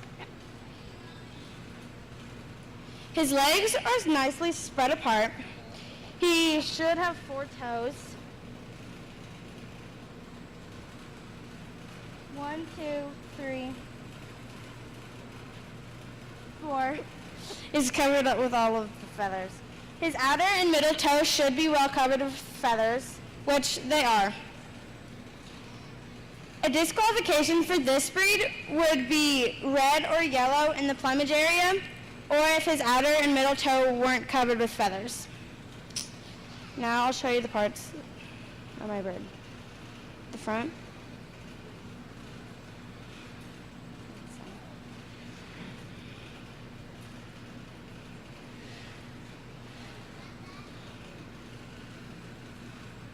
Do you have any questions?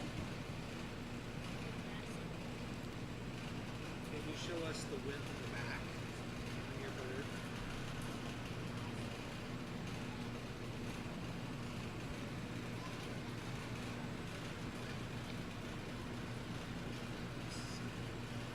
How do you keep your comb and wattles from cross-biting in the winter? We leave him in a cage in our barn, and he's just there year-round. And in the summer, we have a fan on him because he gets hot.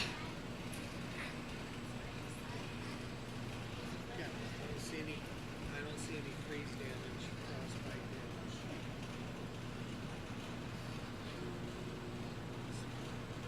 When you pull out your breed, because it's a barred breed, you pull out those wing feathers, show everyone on the show. What direction should they be a straight line? No, they should be like The lighting.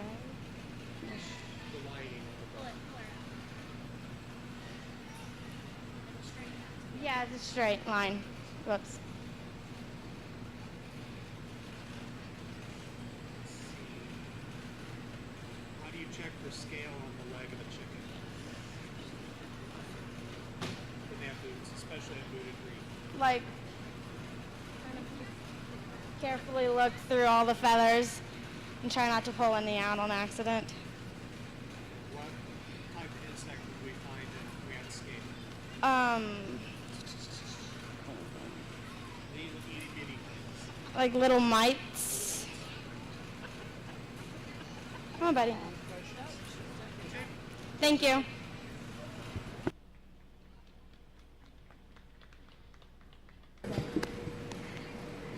Good job, Rylan. Are you ready for the next one? No, we have one more. All right, Ty Kennecott, please come to the table.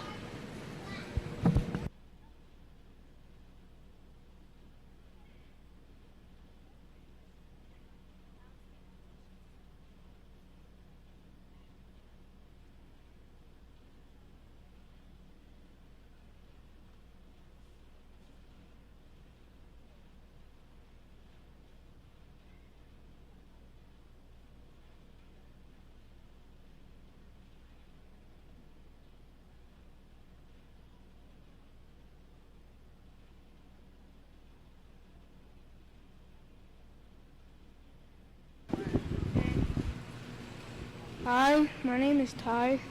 My number is 89. Showing a black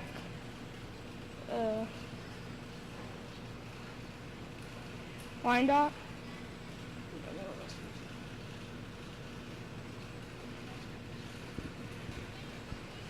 Yeah.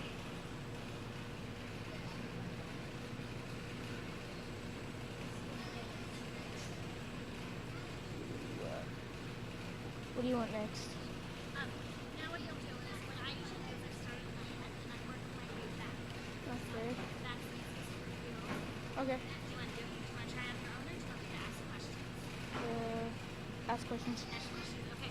So the first thing we're gonna look at is we're gonna look at her kind of waddles and stuff, and you're just gonna tell me about them, like if they like they're free of discharge, if she has anything wrong with them. You look free. And then,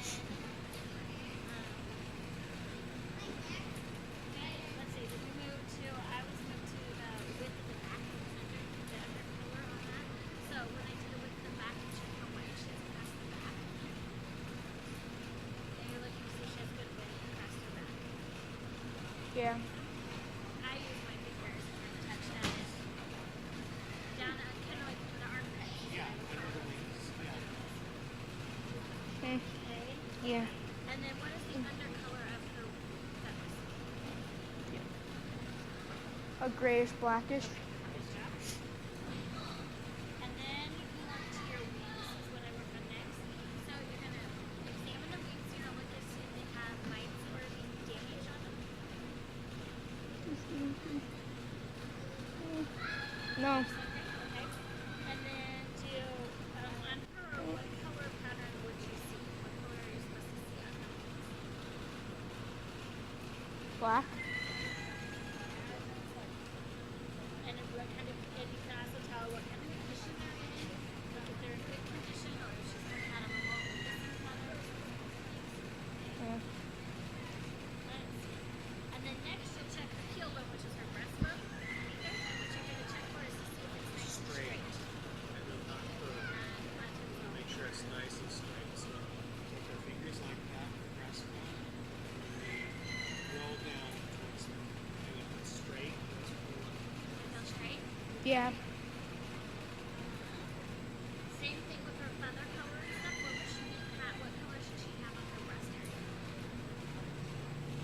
Black. Yep. She's gonna still get black. Okay, so then the next thing you're gonna look at is her feet and her toes and her legs. So you're gonna look to see if she's got really scaly legs, and you're gonna count her toes. So how many toes does she have? 1, 2, 3, 4. You're gonna check both feet. And you're gonna make sure she has all her toenails, not missing a toenail or anything. Nope. And then with this crease, you're gonna look at her tail and the proper carriage of her tail. And her tail should puff back Yeah. like it's doing.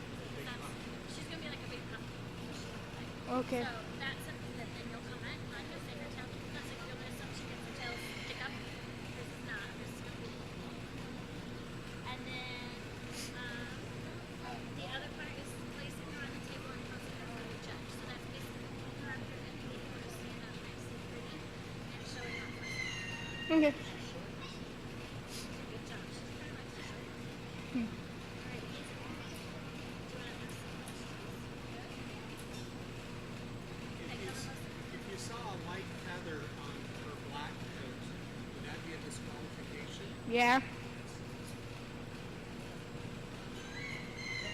How old is she? I don't know. Did you have her last year? No. So she.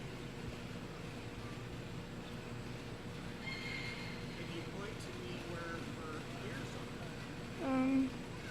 Right. Right about right there. Is this, how many years have you shown poultry?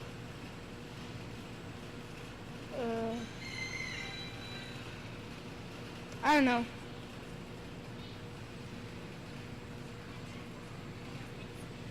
I think you're good. Thank you. Okay.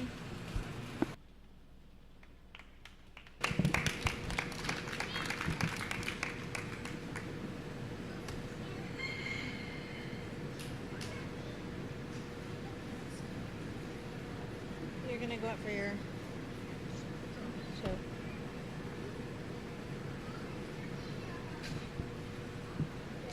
Okay, you two, Rylan and Ty, return to the table once you've put your bird away.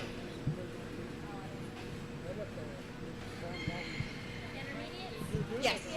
Yep.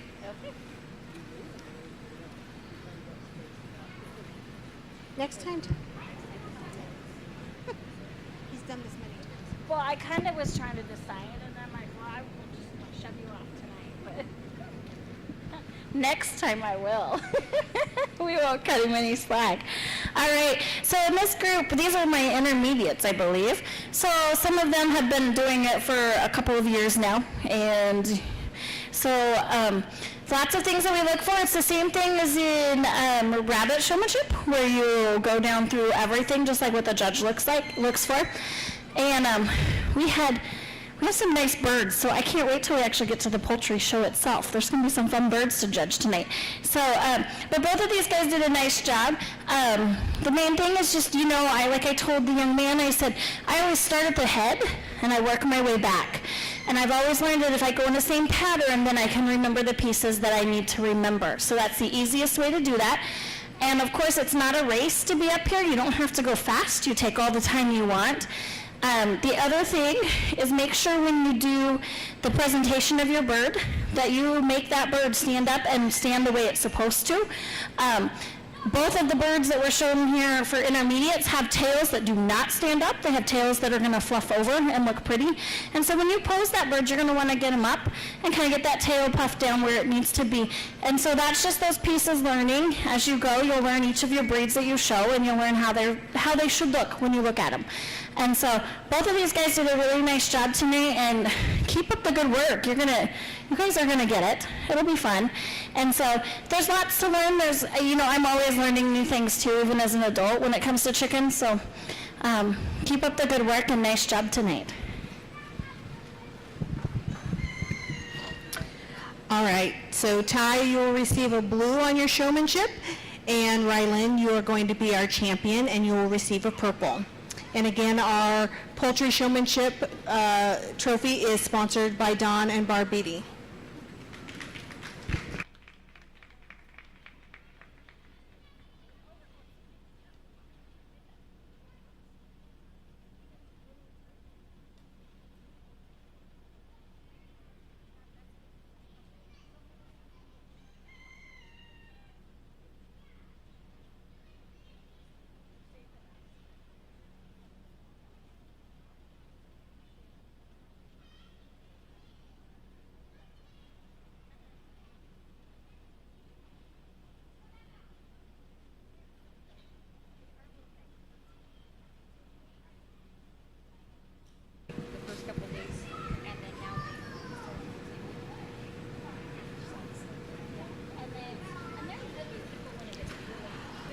Okay, Gage and Austin, have you guys rock, paper, scissors? Who's going first? Okay, Austin, come on up.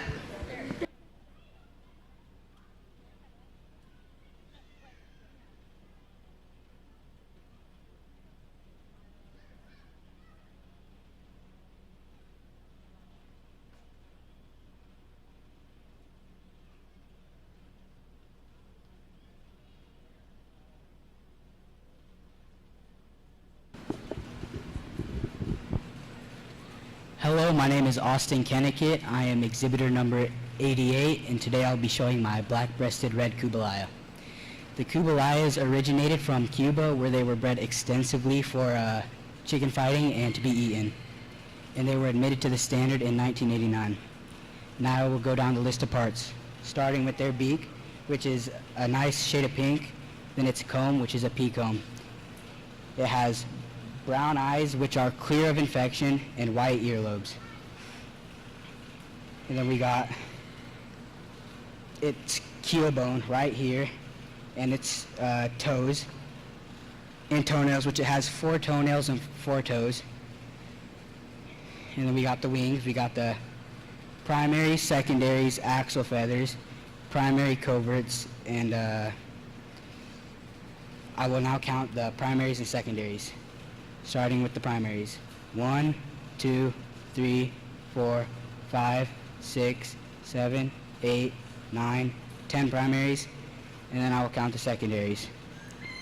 1, 2, 3, 4, 5, 6, 7, 8, 9, 10, 11, 12 secondaries. And then we got it's a undercarriage, which should be a nice gray or black. As you can see, it is right here. And it is lice and mite free. It's got no bugs. We got the tail and its vent. And I will now pose my chicken for you.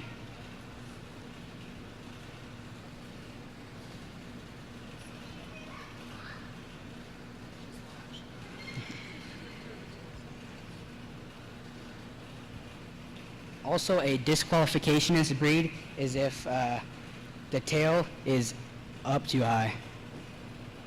Any questions? Does she lay eggs? Yes. What color? Brownish, white.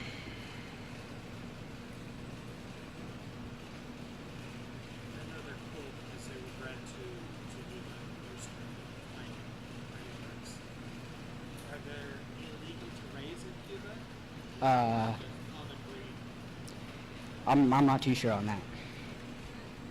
Are there any other color patterns or varieties of this breed? I think there are black and red. And tell us about the comb, because the comb is different than some of the other breeds here today. Oh, it's a pea comb. Yeah. And the leg shanks, Yeah. it's supposed to be that color, correct? Yes. No feathers. Or Is that her mature size? yes.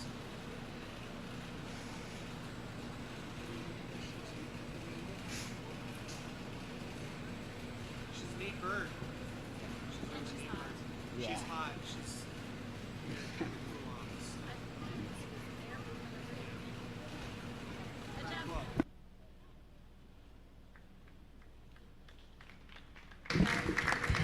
Good job, Austin.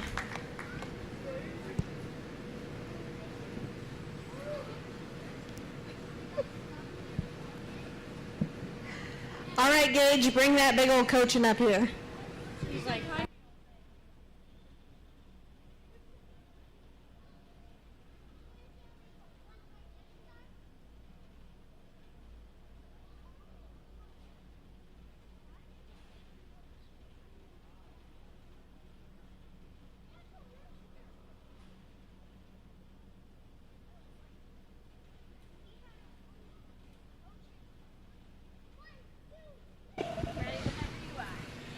I'm contestant 183, and this is my standard black Cochin. Standard black Cochins originated in Cochin, China, where it was a gift to the queen, and then later they kept breeding them for more, not as much laying and market purposes, but more showing and like collecting. The males can weigh up to 11, 12 pounds, and the females at full grown can weigh to 8 to 9 pounds. They pretty much make better statues than chickens because they don't move very far. Now I'll start on the bird. Their wattle and comb is supposed to be cherry red, and a lot of times they get more faded, but if you take care of them, they stay red. They're black all the way through with more of the oil spill like sheen to them when it hits the light. Any other colors would be a disqualification. They have primary and secondary feathers, except for he does not like me to show them because he gets really off balance. Their legs are very hard to see because of their feather covering, but are supposed to be pretty much completely yellow, but mine kind of has black on them, and black and gray. Their undercoat is supposed to be a grayish color. They have very rounded off feathers on the back, unlike other birds where it points out. And he has a vent right there. Any questions?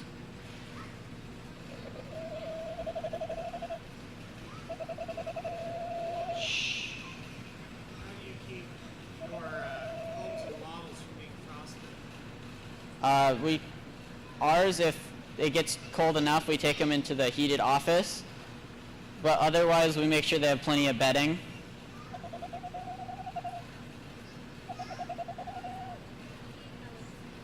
Huh? I'd say he's only 7 months old. Coachins take a little longer to develop or tour. Other breeds are slower maturing breed. When a cochin walks, should you see much space between their legs? No, they kind of just like really slowly, like waddle almost. Yeah, it should be a waddle and you should just see just fluff. The feathers just waddle. You shouldn't see much space between. Did you check the keel bone on him by chance? No. Check the keel bone for it. Not sure. We usually check that for straightness so we don't have any twists or nodules.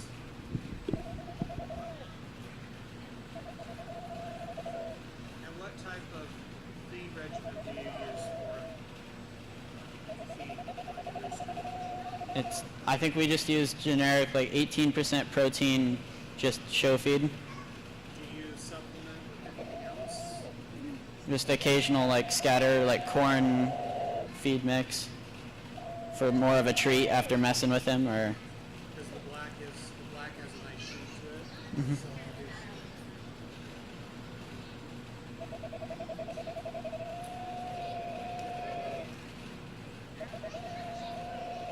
should they have a massive breast on them? I don't think normally they don't, but because the female over there does not, but this guy a lot of times does have a lot larger up top.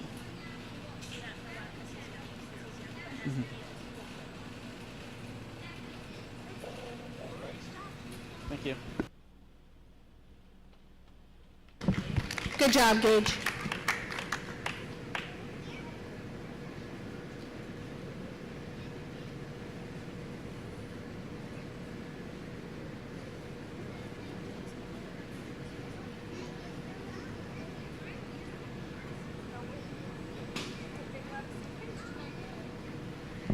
Okay, Gage and Austin, come back up.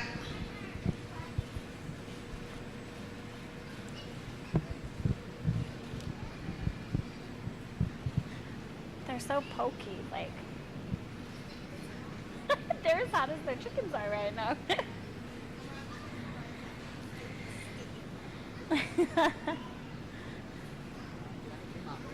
What? No, they're hot. We're gonna mess with them here in a minute. They're done. All right. As you noticed, as we age up into the poultry senior division, we asked some tougher questions. David asked them some pretty tough questions. We kind of expect that over time, that as you've shown for multiple years, that you should pick up more knowledge as you go. Both of these gentlemen did a nice job. The same thing I'm going to tell you that I told the intermediates is start at your head and work your way back. That's the easiest way to keep track of where you're at and what you've done. The other thing is just research on breeds, because when you get to this age, we ask a lot more breed questions. We ask a lot more, why do you use them? What are they for? Those kinds of things. Otherwise, they both did a nice job. Can you think of anything else? I can't. Oh yeah, this time around we even asked them if they need disqualifications for their birds, because that is something to know as you start showing, and especially if you choose to show on in bigger shows, you're going to want to know those disqualifications so you don't get that bird out there, as well as those are birds that then you may not want to keep in your flock if you're using them for breeding purposes. You may choose to cull them out, and so We really did get to ask these two guys a lot of harder questions, and they did a nice job. They held their composure, even if they were honestly said, I don't know. They were very calm and cool about it and didn't get flustered. They just waited for the next question. So both of you did a nice job. I know it's hot. It's tiring when you have to wait to be the last ones to get to go for showmanship, but nice job tonight. All right, boys. So Gage is going to get a blue ribbon for his showmanship, and Austin, you will get a purple, and you will be our champion showman today.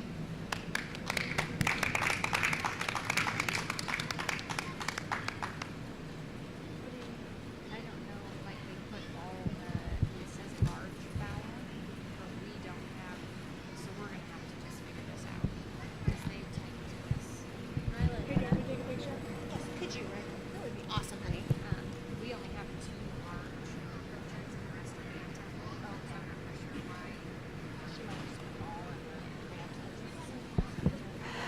Okay, so I wanted to let you know that the 4-H Cafe will be open until 8 o'clock tonight, so if you want to go over and get something cool to drink or something quick to eat, do it before 8 o'clock. What did we name it? Okay, So do you want to? probably just the 2 large cochins first. Okay. The,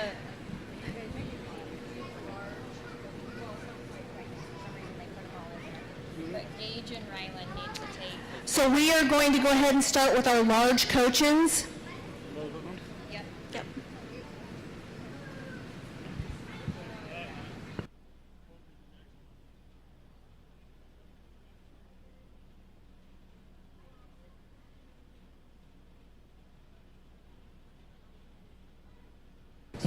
After the cochin, large cochins, then we will move to the Polish.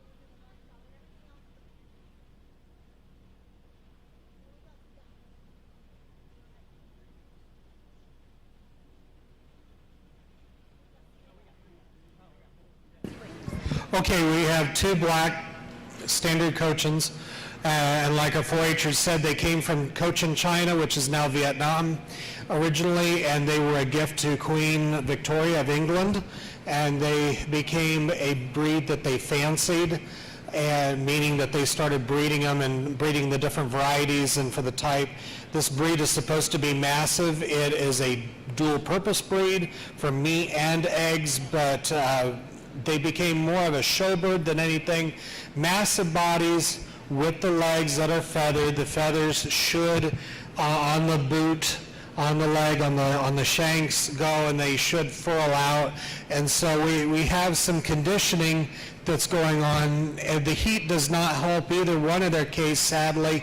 But we got the nice iridescent sheen on our back and our wings. We're getting there. Our plumage is developing.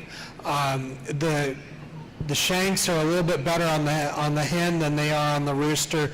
His are kind of beaten up right now. Both are healthy, and they're getting there. And we suggest, if you haven't tried, Flock Builder, which is a 20% protein that helps our Cochins that we raise get to more of that massive size. They are the right type and the right temperament, but condition-wise, they're just not there for a purple ribbon, so we'll give a blue to both of them.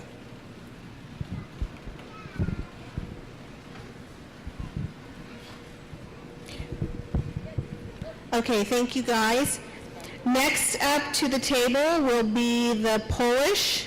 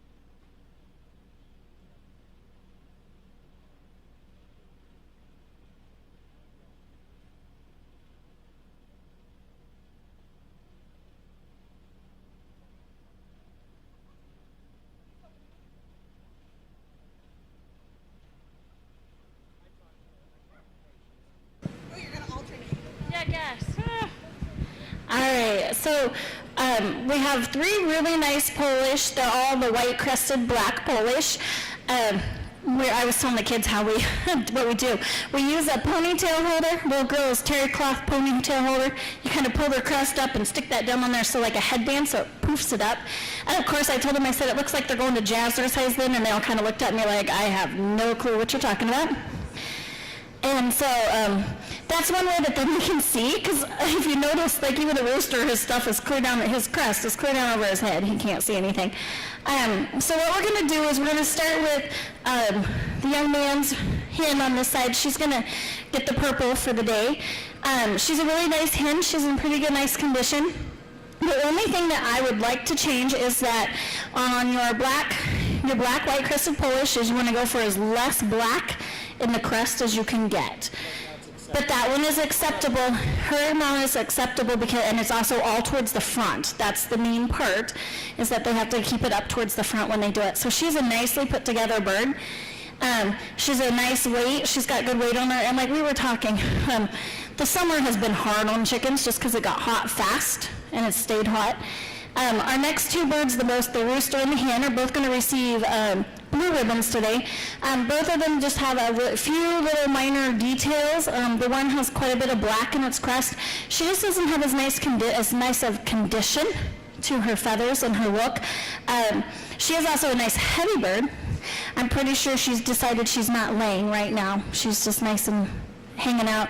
And then the rooster, he's a really nice rooster, and so like if you were going to keep these 3 and keep them as a trio, they would be a nice trio to keep, to get babies out of, to get chicks out of. His only main thing is if when you look at his wings, he's got some white ticking and some white feathers in there, and so normally that would be considered a disqualification type thing if you were at a large show. So that's something that you don't want. However, using him with the 2 hens to get babies, that may not even come out in a baby, so in a chick. So he would be an okay rooster to use. So actually this is a nice trio. I told these guys, they were giving me the story about how Mom said that Paul is the rooster, and Paul should not be hanging out with the girls because he was being mean to them. So we said, yeah, if you were going to show them, you got to kind of separate them out, but if they will lay eggs, maybe you can get some nice chicks out of them. So nice job, guys.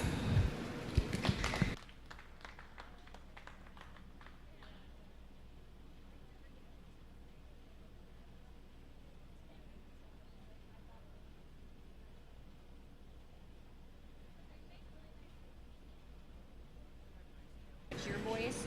Okay, if we could have the all other standards come up. Does your boys need one Yeah. word in there? Okay, Just they got it.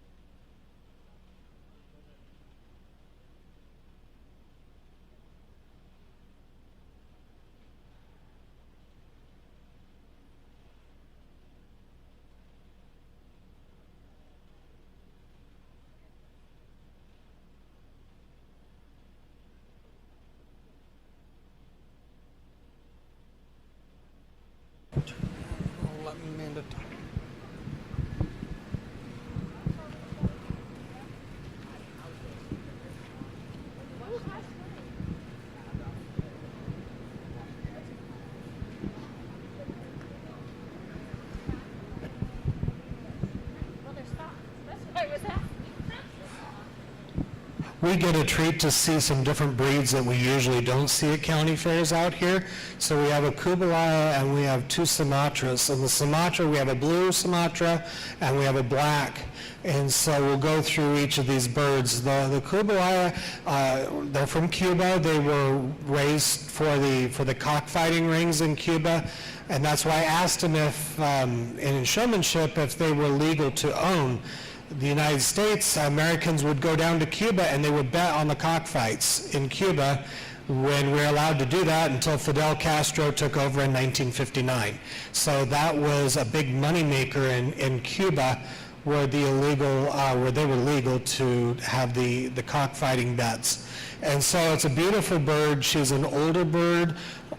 She has the right condition and color, and her feather pattern and contrast is nice. She's not supposed to have her tail stand up very much in her carriage, but they are nice. They are a nice breed. They're an unusual breed. They have a pea comb, which is different than a single comb or a rose comb that you would see in some of the more common breeds that we have.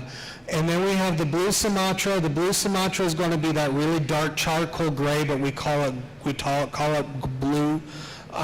She is going to be a longer, stretchier breed. Sumatras are from southern Asia, Indonesia area. They are a very interesting breed. Beautiful roosters with very expressive full tails, if you ever get to see them. And these are young birds as they're getting started, but both of them are the correct type. They are dark-shanked, dark-skinned, dark eyes. And if you almost look, it's like, is that a crow over there? Your first thing is like your first impression, because they are supposed to be pitch black. And even the blue is a really dark, dark blue. And so both of them are very interesting for people to see and to be introduced to, along with the Kubilaya. We don't see the hens as much because they're not as colorful as the roosters. The roosters have some really cool chestnut in them and are really neat. So a treat to see all three of these birds. All of them are in good condition. All of them are on a good plane of nutrition with good feather condition and health. Our two Sumatras, as they grow, they'll be growing and they'll stretch out. They're kind of like junior hires or middle schoolers. They're going to stretch and kind of grow into their really interesting body type. So we're going to give all three a purple ribbon. Very nice. Stay there.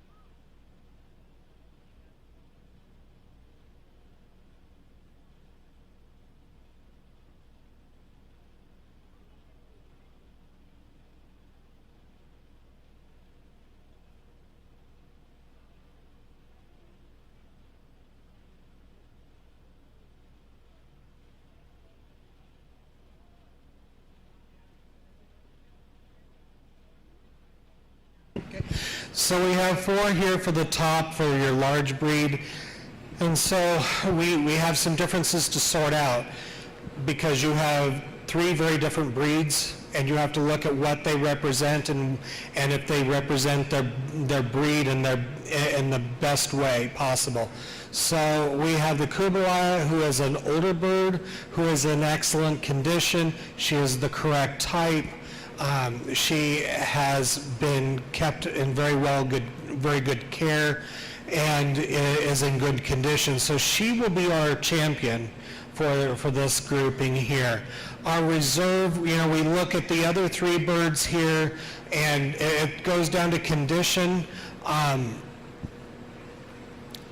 We have two of the Sumatras that are going to grow into themselves, and the Polish, as she's growing and is establishing herself, the Polish has some broken tail feathers, not maybe as nice as we would like. She does have an acceptable amount of black on that white crest. That's about as much as you want according to the standard.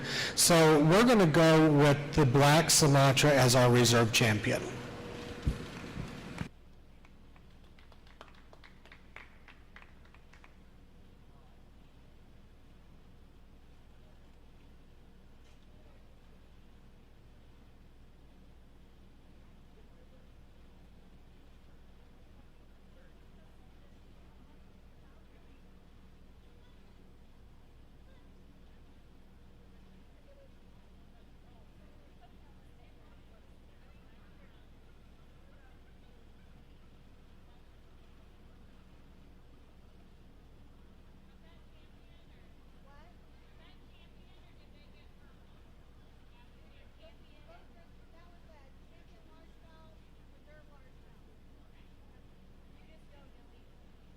Go put yours away. Okay, let's go ahead and start our Bantam classes, and we will start with our Bantam Cochins.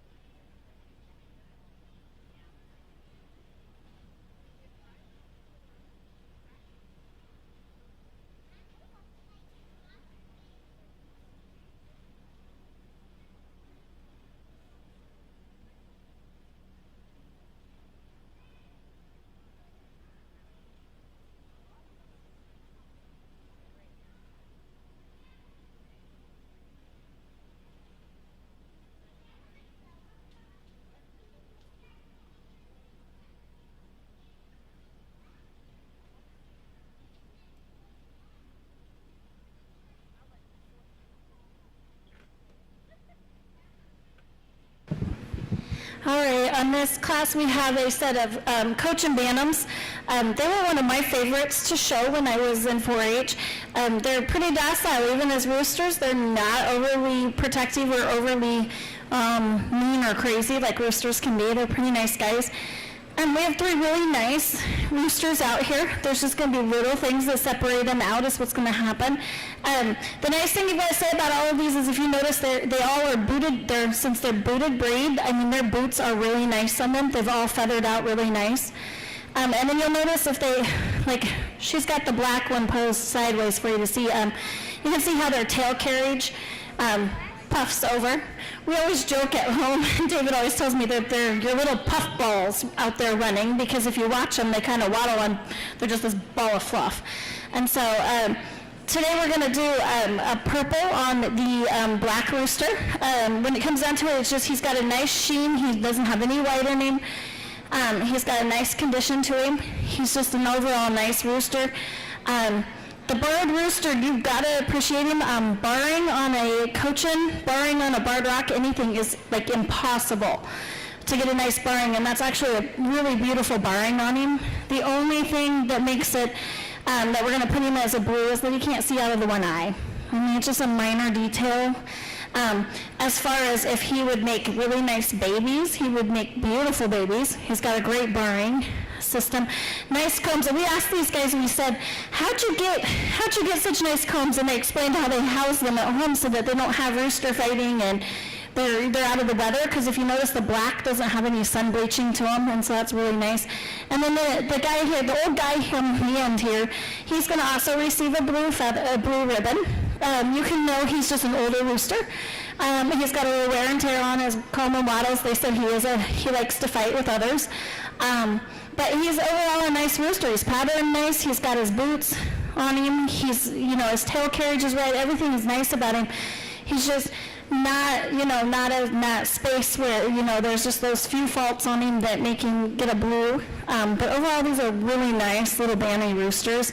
All 3 of them would be great things to have in your flock. So good job, guys.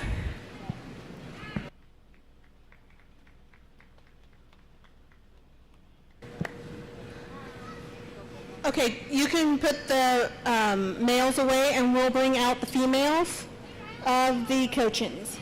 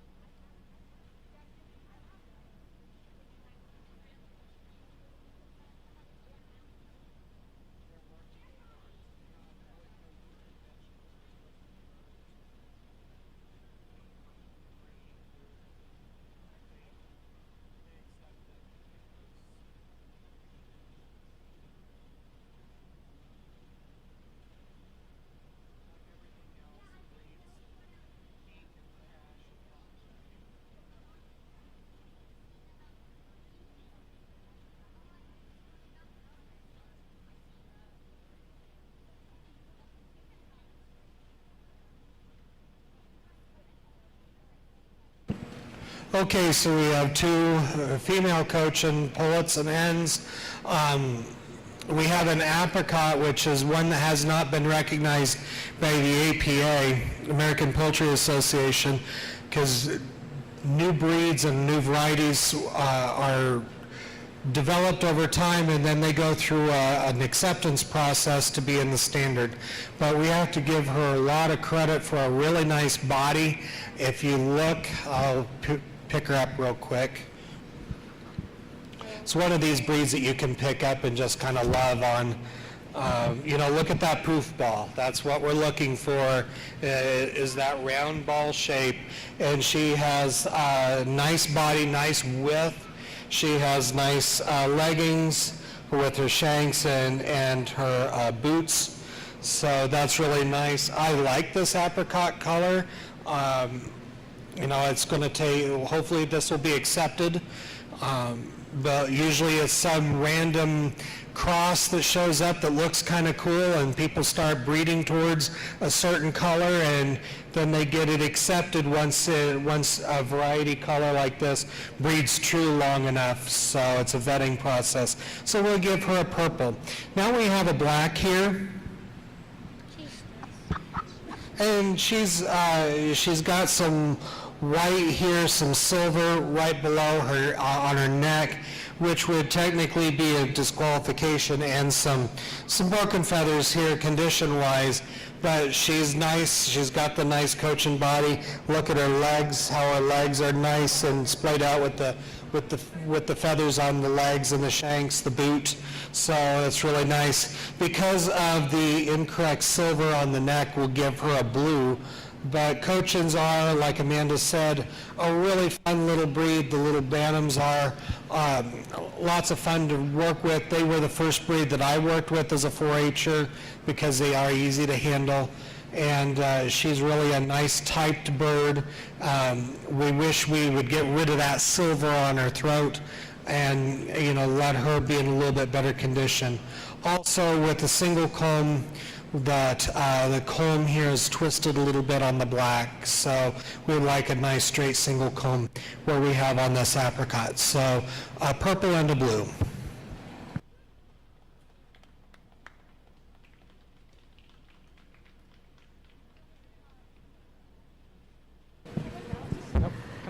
Okay, if we could have the the Wyandot males, the cock and the cockerel, come up, please.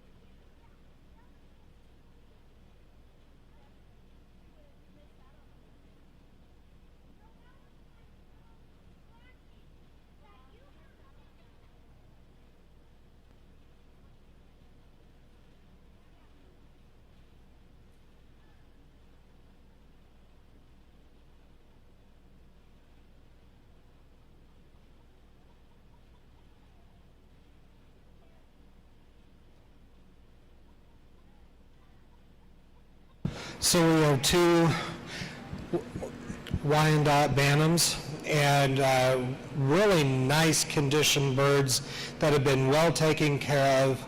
They obviously are being fed well and groomed well with good housing for them to keep their feather condition as nice as it is, nice combs and wattles, nice leg shanks that are nice and clean for the variety, nice tail carriage for both of them. We have an older one and we have an older and a younger, so our older one is over here to my left, and he does have a wingtip that is white, or two, and so that is kind of problematic. You know, we could put him with a hen or a pullet and see if he would throw chicks with pure black wings, so that's really good wing tips. Now our younger rooster, our young cock, has the same characteristics of a nice body, nice thick frame, nice type for a Wyandot, nice tail carriage for a Wyandot, good overall health. So, and his wing tips were all black, and so that's really where we can separate this out pretty easy. So our younger cock or cockerel will be our purple, and our older rooster will be a blue.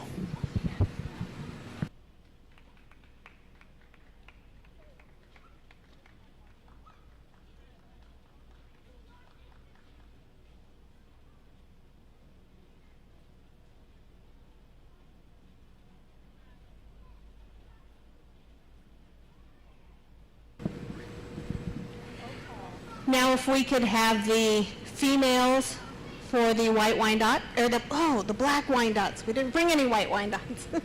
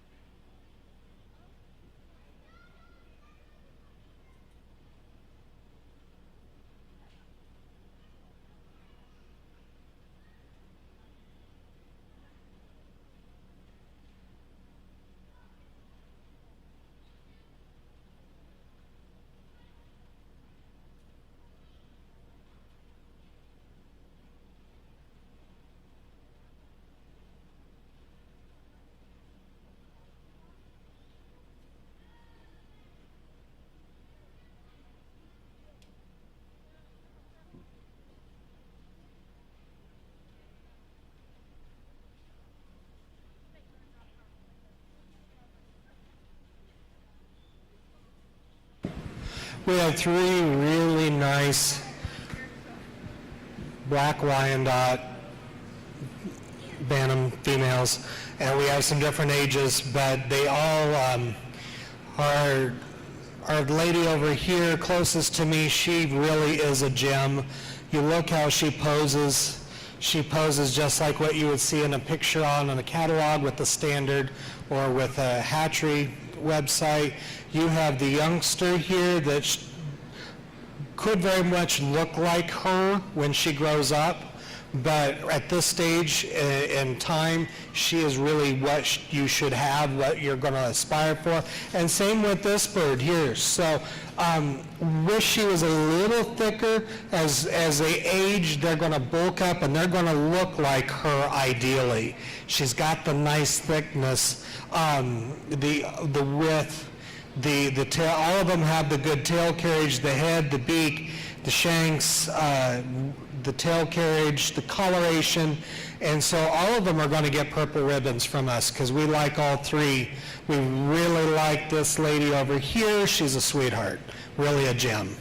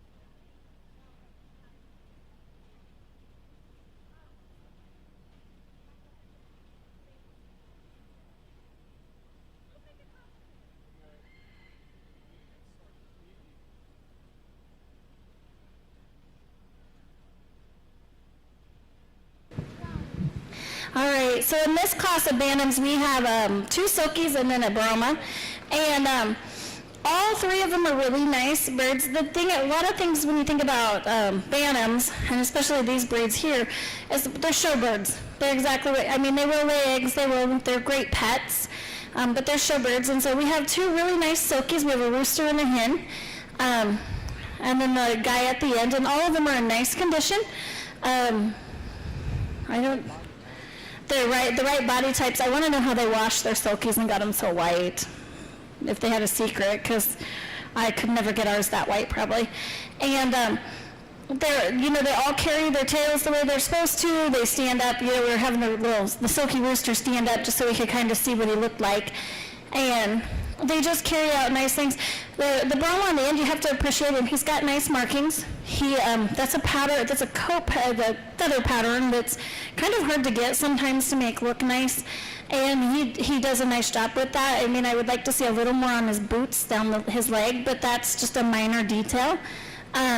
Otherwise, they look really good, and we're just going to make our job harder. We're going to give them purples because they're all in nice condition. They've raised them. They're at the right weight. They're well taken care of, and so they're deserving of the purple ribbon. So we'll just make our jobs harder here in just a little bit.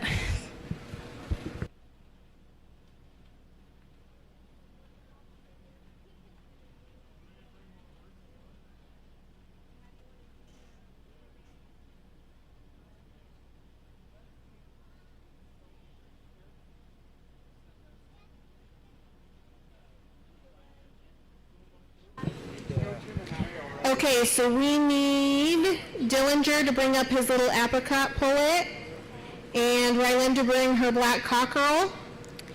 And then Ty, we need your black Wyandotte hen and your black Wyandotte cockerel.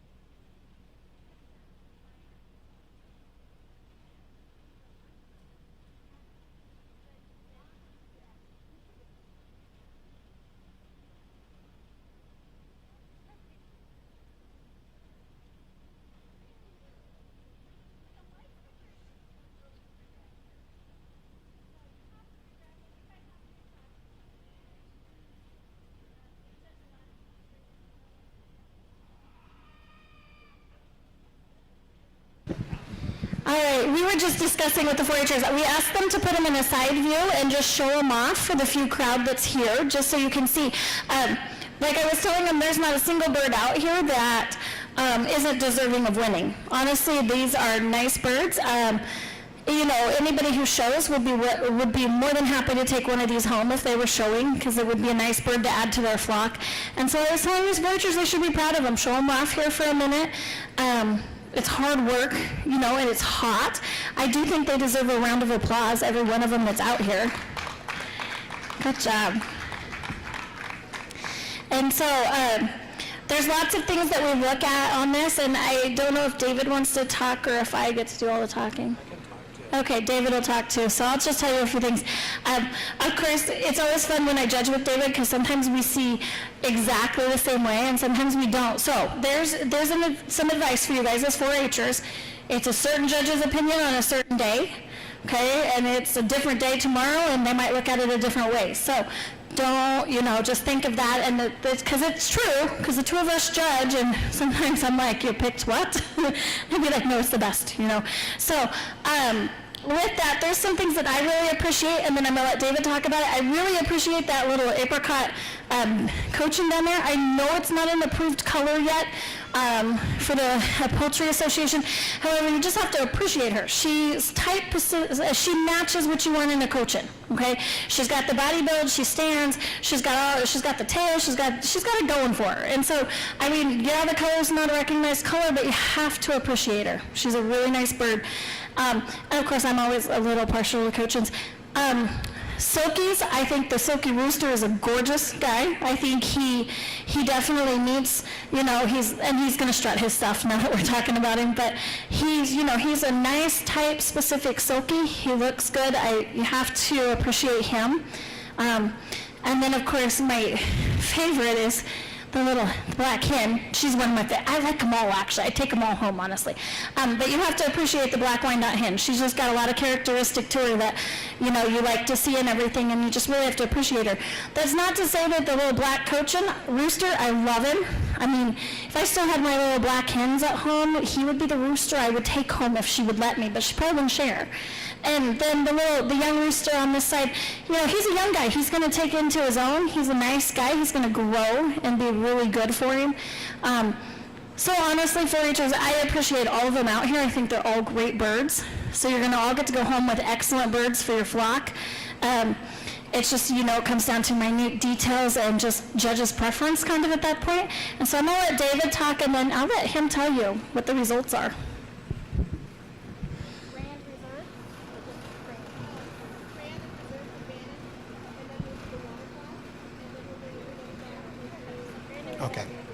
Okay, so we have 5 really nice birds that we brought up here to the final to look at. And like Amanda said, the young Wyandotte rooster, he's going to grow into his own. He'll be really nice as he fills out like the older, more mature rooster. He's got all of his black feathers. There's no white in there, so that's really good. So he will be a really good prospect as he grows and he fills out. The Wyandotte hen is, and like I said earlier, she's really a gem. She has a really nice thick body of a Wyandotte. If you've ever seen a standard Wyandotte, she's the exact same, just in miniature size. Nice, big, broad, thick, good tail carriage, really nice plumage, correct comb, correct wattles. She poses well. We have the Silky, the white Silky rooster, and when we weren't watching, he was standing and posing really, really nice when we weren't talking about him. And Silkies are going to be judged a little bit different because they don't have the same type of feather, but he is the correct type. He's got the dark skin. He's got all the dark markings. He has a beard, which is different. We could have had bearded Polish, but we didn't this time around. And he's standing really nice. He's posing. This is the way a Silky should pose. He's got the right body type. Our black cochin, he's nice and wide because cochins need to be wide, that wide puff ball, like Amanda said. If our little black hen was around, if we still had her, they would have had some nice chicks together, and so he's a nice typed cochin. And the apricot, which is, I really like the color combination. It'll be neat, and we're trying to guess what was crossed, and my guess would be a buff and a white somewhere to get that apricot color. And apricot is popular not only in chickens but also in dogs. We're getting that ivory color is starting to show up, so maybe there's a trend towards that color pattern in all breed animals. So there's different little things that you have to give and take between all of these birds, and where they are at today, and what do they represent at their stage of development. So Our grand champion is going to be our Wyandotte Hen. She is a beauty. Do take care of her. I hope you get some beautiful babies out of her. And then our reserve is going to be that wonderful white Silky. So Silky Rooster is really a nice guy. And all of these birds are really nice. Thank you for bringing good, healthy birds to your fair.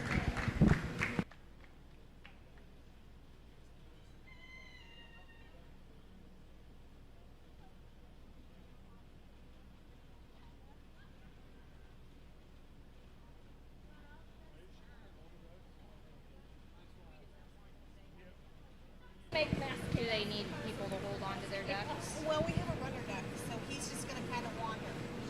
And that's okay. That's fine. You would have had competition with that one. I know. Okay, so now we just need all the waterfowl to come on up. I don't know Harpo guy, but he's got some new friend. It's my.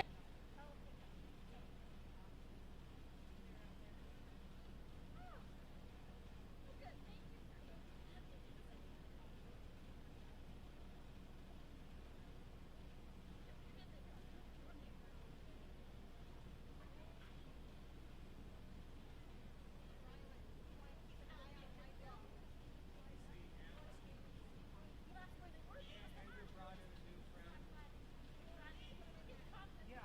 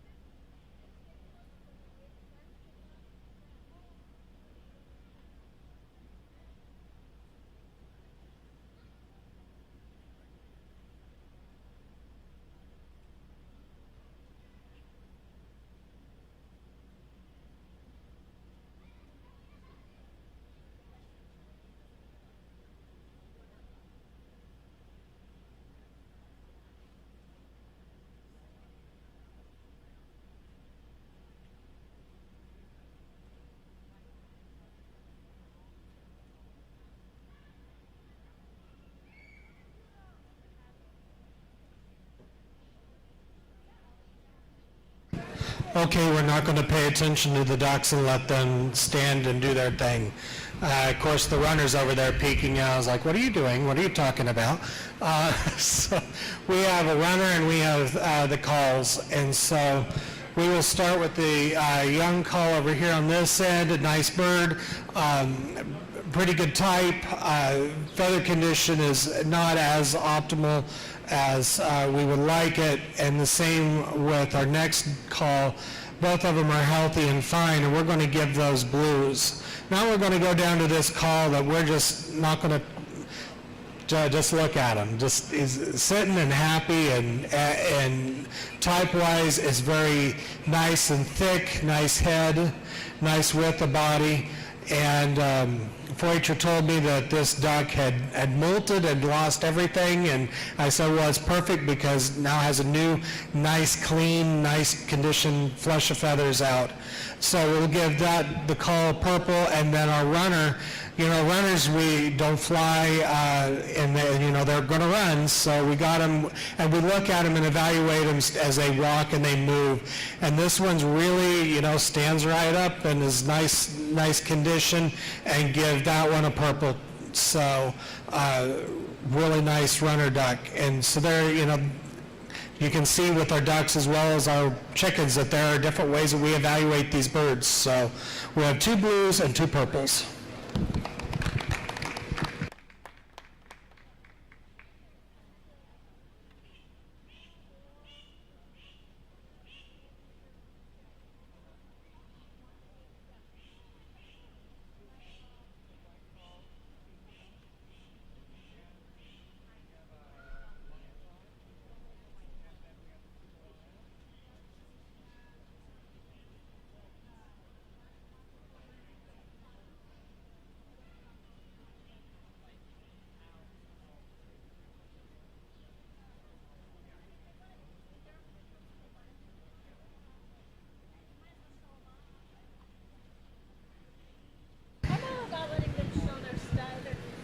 Okay, so if we can have the champion large fowl Kubilaya hen, the reserve large fowl, the black Sumatra pullet, the champion Bantam, the black Wyandotte hen, and your reserve Bantam, that Silky cockerel, come back to the table.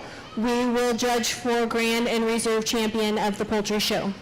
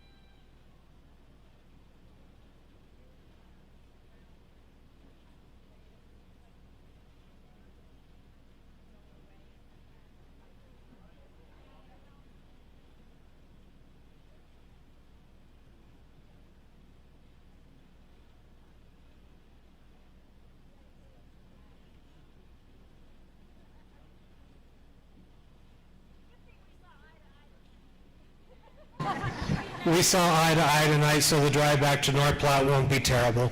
So we have the advantage of decompressing and cussing and discussing on the way home, and we used to do that when we were teachers in Kansas. We taught at the same school district, and so we had a 30-mile drive back to home, and we would discuss back and forth different things that happened, and that happens at fair time too. When you get to the very top, when you're looking at the top birds, you know, for granted and reserve overall poultry, you have 4 distinctly different breeds of chicken, and you have a really nice call duck. Where do you go? You know, it's, you know, we talk about the standard, fitting the standard. Does it represent itself in the most positive light? Does it fill the needs of the standard according to that big, thick book? And also, you know, what is the impression that shows on here? So you have some different things. You have a very old hen in the Kubilaya. We have a young Sumatra that has a lot of potential. She's growing into herself. You have a call duck who just totally all the feathers came out, went through a molt, and is looking awesome today. And so, you know, those are all wonderful birds. And so between the two of us, and I had it in mind as I was looking, and she had it in mind as well, we still have to go back to that Wyandotte Hen as our champion overall poultry. What a beautiful bird, and to please, please, please take care of her and get some nice chicks out of her. And you know, that white silky rooster, look at him. He's what you see. He's really a nice silky. He's so clean. White is hard to keep clean, and he's got the right type. He's got the right body size. He's got the dark skin, the right comb. So he's going to be our reserve overall poultry.